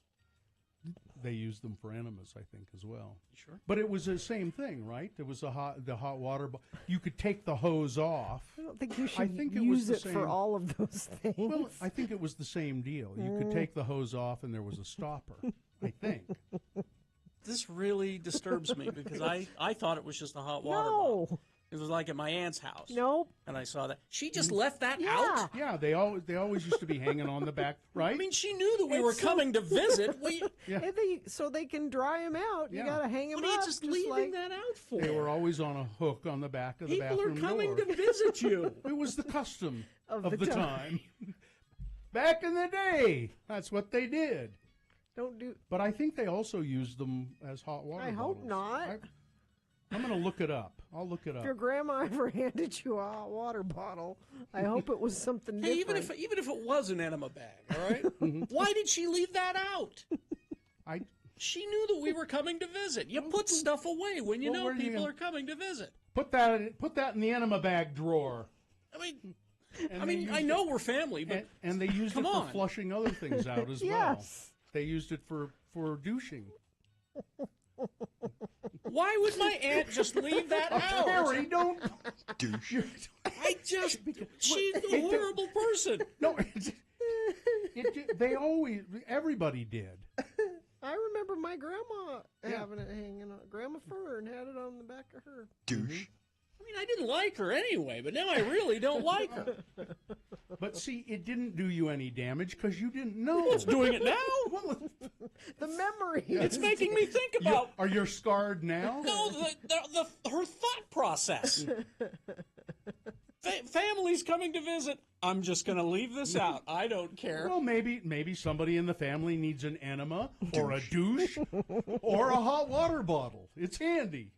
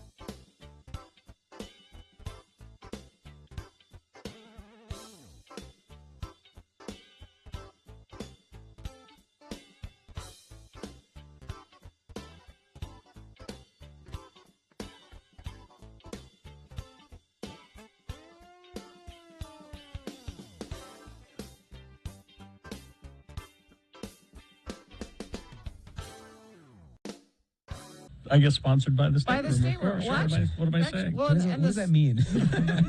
And the sponsorship. Well, I'll just read this just to start us off. Oh, we have legal. Yeah, it's the state room presents Brandi Carlile at the Vivint yes. Arena, coming to town on Thursday, August 11th. You're a lovely woman. Just right around the corner, really. Yeah. 2 months from now. Can you believe it's June? Yeah. Well, you need a show like that. You need to promote it way out, don't you? Yeah, you want people to make plans, and there's And a lot of. it'll probably sell out. It's doing great. It's doing great. We had to play there a month before the shutdown, February 2020. It was a fantastic show. Tanya Tucker opened that one. Who, she went to elementary school down outside of St. George. Tanya Tucker? Oh, I didn't know that. Yeah, she wants to go play a show at the high school, at the middle school. This was after a couple tequilas for all of us. Yes. She wants to get booked down there.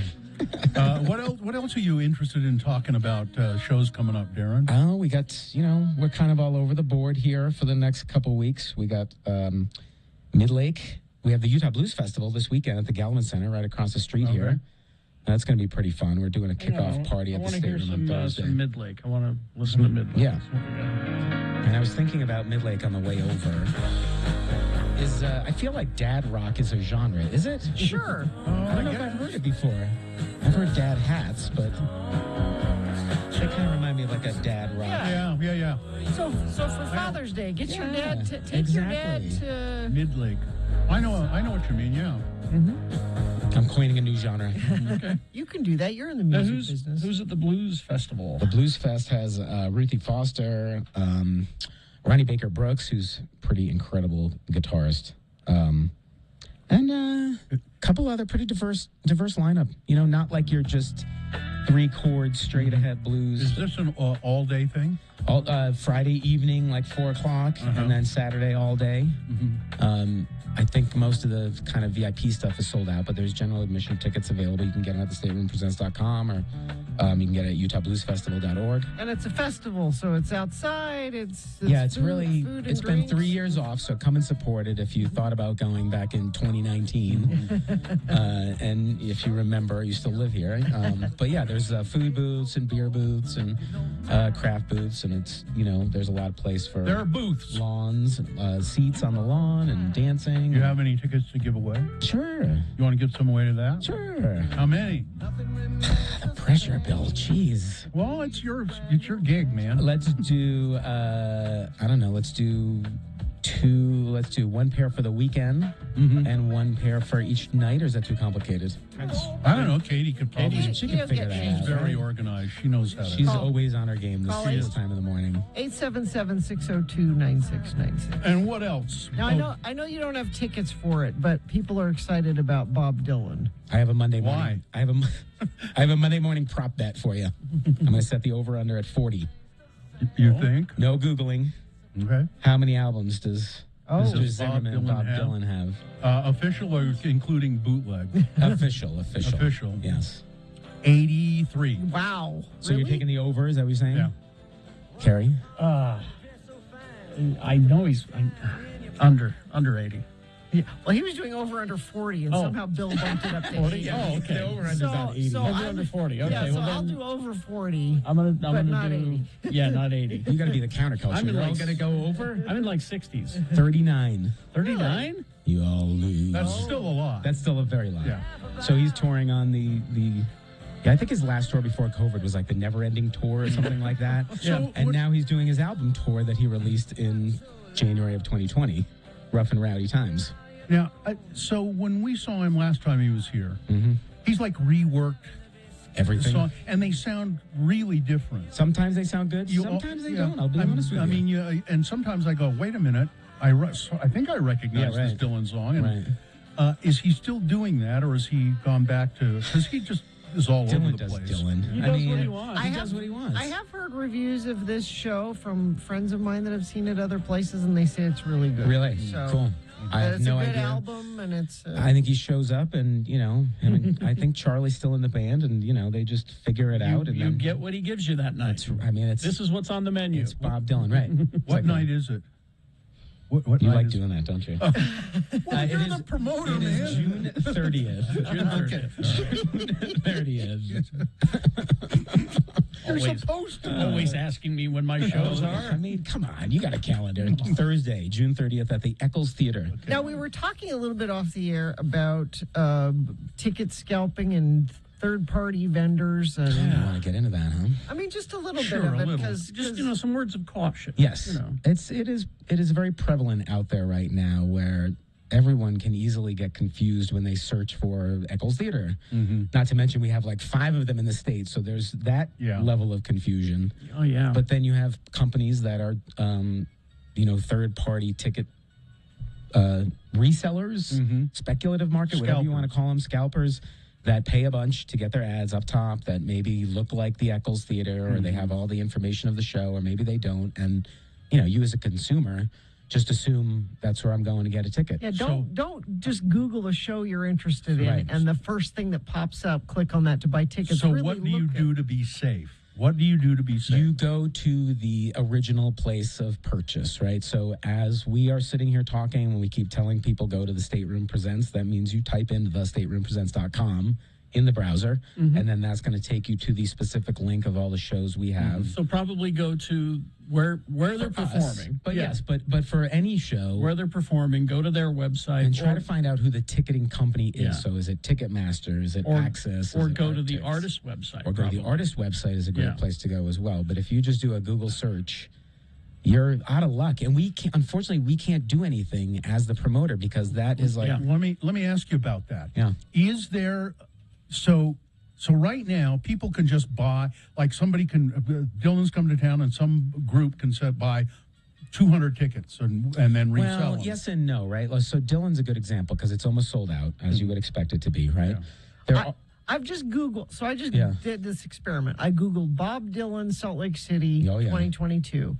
1, 2, Name the 3. websites because they're always fun names. So it's StubHub, Vivid Okay. Seats, Events, Ticket Center, SeatGeek. Yeah. You have to go 6 down before you get to live at the Eccles. liveattheeccles.com. So don't click on the first thing Right. that comes up. So go to the. I think that going to the artist website is usually the surefire way to kind of get to the right section. that's what I've been doing Right. lately. You got go ahead. I'm sorry. So we were talking about the Scalpers, the resale, right? Yeah. You can't. They have the money. They are sitting there with it. Carrie buys a couple tickets from ticketcenter.me or whatever. We don't have any of that patron information. We don't have the money. There's no way to tie it back to the tickets that were sold. So if Joe Schmo from ticketcenter.me bought tickets through us, but then he sold them to whoever, we don't have the path. Yeah. So No refunds. Yeah. Is there something legally, if are there laws that could be passed that would deal with this? There's always laws that could be passed. I mean, aren't there some states that don't allow a lot of this stuff? They've been slowly, like actually, not to get too deep into the onion, I don't know how long we have, but National Independent Venue Association is working with Congress to try to push more ticketing restriction laws. Okay. Just go to the Stateroom Presents. There's lots of great shows there. And if you want, are any more tickets given away? Yeah, we got a couple. We're going to do a pair or two to Midlake. Okay. And then we have the Utah Blues Festival tickets. All right. Terrific, yeah. Thanks, Darren. Thank you so much. So, call and get those tickets from Katie. Just ask her what's there. 877-602-9696. Thank you, Darren. The X96 30th Anniversary Bash.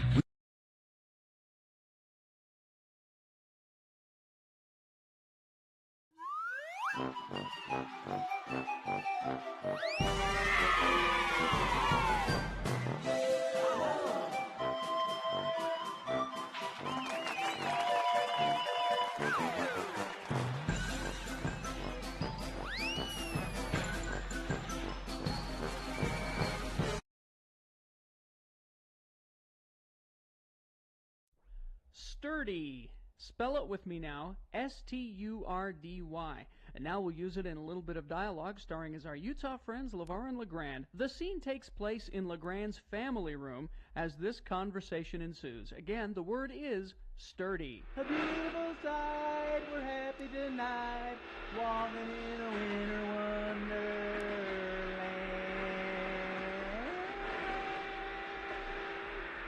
Well, that does it. Took a lot of work to get the old family room ready for Christmas, but there's still one very important thing I got to do, LeVar, to make sure Christmas goes off without a hitch. Well, what could you have possibly left out, LeGrand? I mean, the whole room looks like it jumped out of Good Housekeeping's Christmas issue. Thanks. I mean, the tree is up and beautifully decorated. There's mistletoe and holly wreaths in all the right places. Don't stand under that mistletoe. Oh, all right, all right. And the stockings are hung by the chimbley with care. Yeah. What possibly could you have left out? Well, just come on over here by the fireplace, LeVar. Come and take a good look inside the fireplace and tell me what you see. Looks like an ordinary chimbley to me. Look at all that soot. If I don't do something about all that soot, Sandy will pass us by this year. I don't follow what you're saying. Well, sturdy. The fireplace sturdy. That soot's nearly a half-inch thick. Well, that's what happens with all the smoke. The chimbley gets sturdy. Well, you know how particular and health-smart Sandy is. Yeah. Sandy won't come down any chimbley sturdy. Me too. I feel the same way that Santa does. Huh? I mean, me neither. I won't come down a chimbley sturdy neither. That's funny. You playing Sandy somewhere here in town, LeVar? I can't imagine you as a Santa Claus.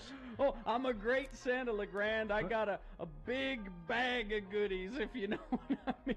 No. A big bag to stuff down the chimbley. But only if it's clean. I better call someone to come over and clean this year chimbley, or Sandy won't come. Stop it! You're killing me. What? Who are you gonna call? You gonna well- call one of them doctors that specializes in chimbleys? Maybe he could prescribe a shot of penicillin to clean it out. No, I'm just gonna call a chimbley sweep. He'll bring a big, long brush and then climb up on top and shove it down the flue. Well, that sounds painful. You know, LeVar, sometimes you really puzzle me. Shove it down the flue.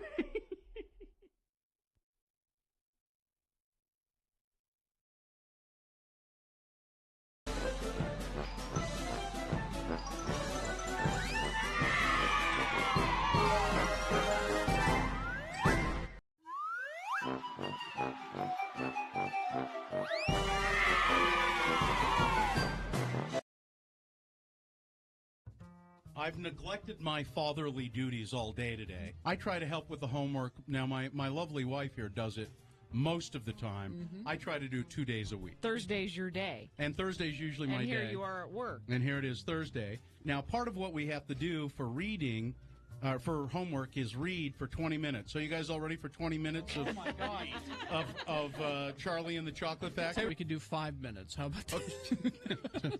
He's on chapter 4. He's on chapter 4? But he was concerned that maybe we should start at chapter 1 so that everybody Well, would... I'd be lost if you started Well, in the middle. oh, come on. We all know. Augustus Gloop, man. We all know. We haven't gotten to Augustus Gloop yet. Oh, where have you gotten So what are to? we going to do? We're going to start with chapter 1? Well, we'll start with chapter 4. Start with chapter 4. Don't worry about us. We'll catch up. We'll catch up. If So- if we have any questions, we'll stop Dad. And you Okay. know. All right. Gina might need a little bit of explanation. Yeah, I I'd could probably do that, right? I've never read it. Gina's kind of slow. Yeah. Okay. All right. So go ahead, little Bill. It's so hard to call him that because that's Why? really- That's his name. Yeah. Go ahead. Start. You can start right now. Go ahead. Okay. The next evening, Grandpa Joe went on with his story. You see, Charlie, he said, not so very long ago, there used to be thousands of people working in Mr. Willy Wonka's factory. Mhm. And one day, all of a sudden, Mr. Wonka had to ask every single one of them to leave, to go home and to never come back. But why? Asked Charlie. Because of spies. Because of outsourcing. Spies. Oh. Spies.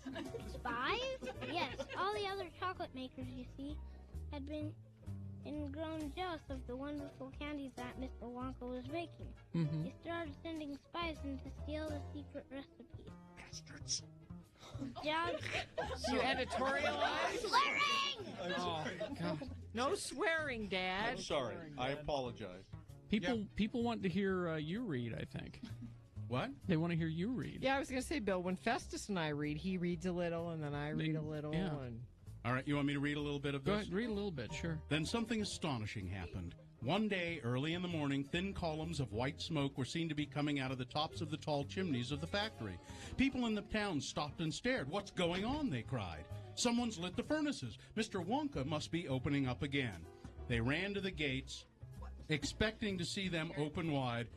It was a request, sweetheart. I'm sorry. People wanted to hear Bill read. I don't know. It's homework. Oh, it's all homework. right. We well, better okay. get back to we that. better Okay, get to it. all right. Get back to reading. All right. Get back to the sweatshop. Get sewing those shoes. We'll get back to reading. What? Carrie needs some new Nikes. You kids get to work.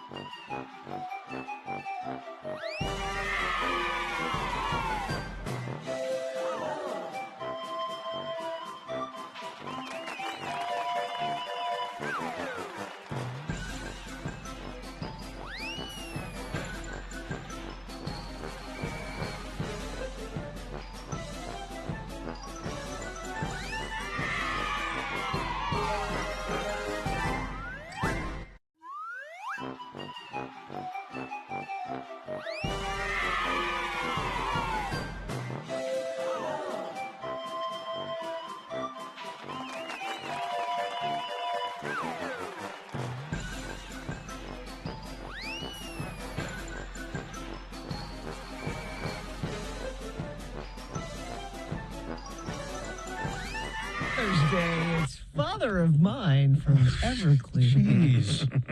God. He really has father issues, doesn't he? Art? Yeah.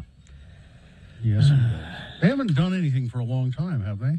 Everclear? I don't know. Haven't heard much out of them, at least as far as I know. Are you supposed to? Are they supposed to let you know when they're...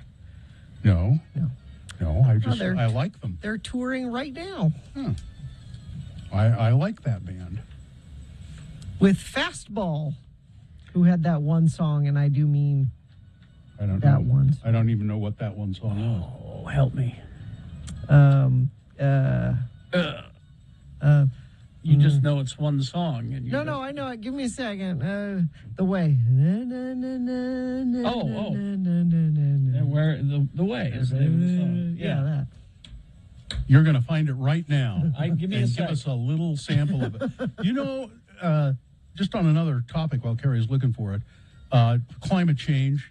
It's so hot in India. Yeah. And they've been going through this huge heat wave. Birds have been falling out of the sky. Damn. Like, just due to the heat. Yep. It's the end of the world. I don't know this song.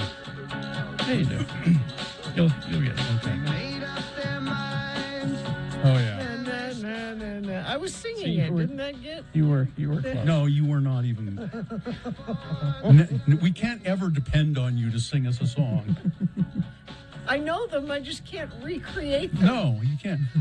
It's like I've said. There's a reason I don't sing out loud because I can't sing either, Gina. But you don't care. I don't care. You don't care.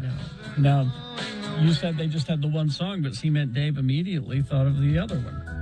Oh, I forgot about this one. You're right, Cement Dave. Out of my head. Well, that's because both of the songs are forgettable.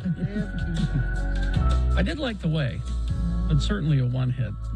Absolutely. Sometimes I feel like I am drunk behind the wheel. Okay. Nice enough.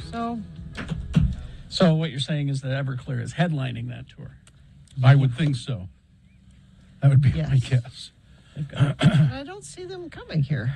You'd think they would come here. They used to come we here. kind of all gave them their start. Yeah, we've told the story before, but I think we used to do these shows called 4x4, I think. Was that what we called Foreplay. Foreplay. Or were they at Great Expectations? Or Great Expectations. I think or it was both. a foreplay show, and it was at the old Stockyard, Dirt Palace, and they were really worried that nobody was going to like them.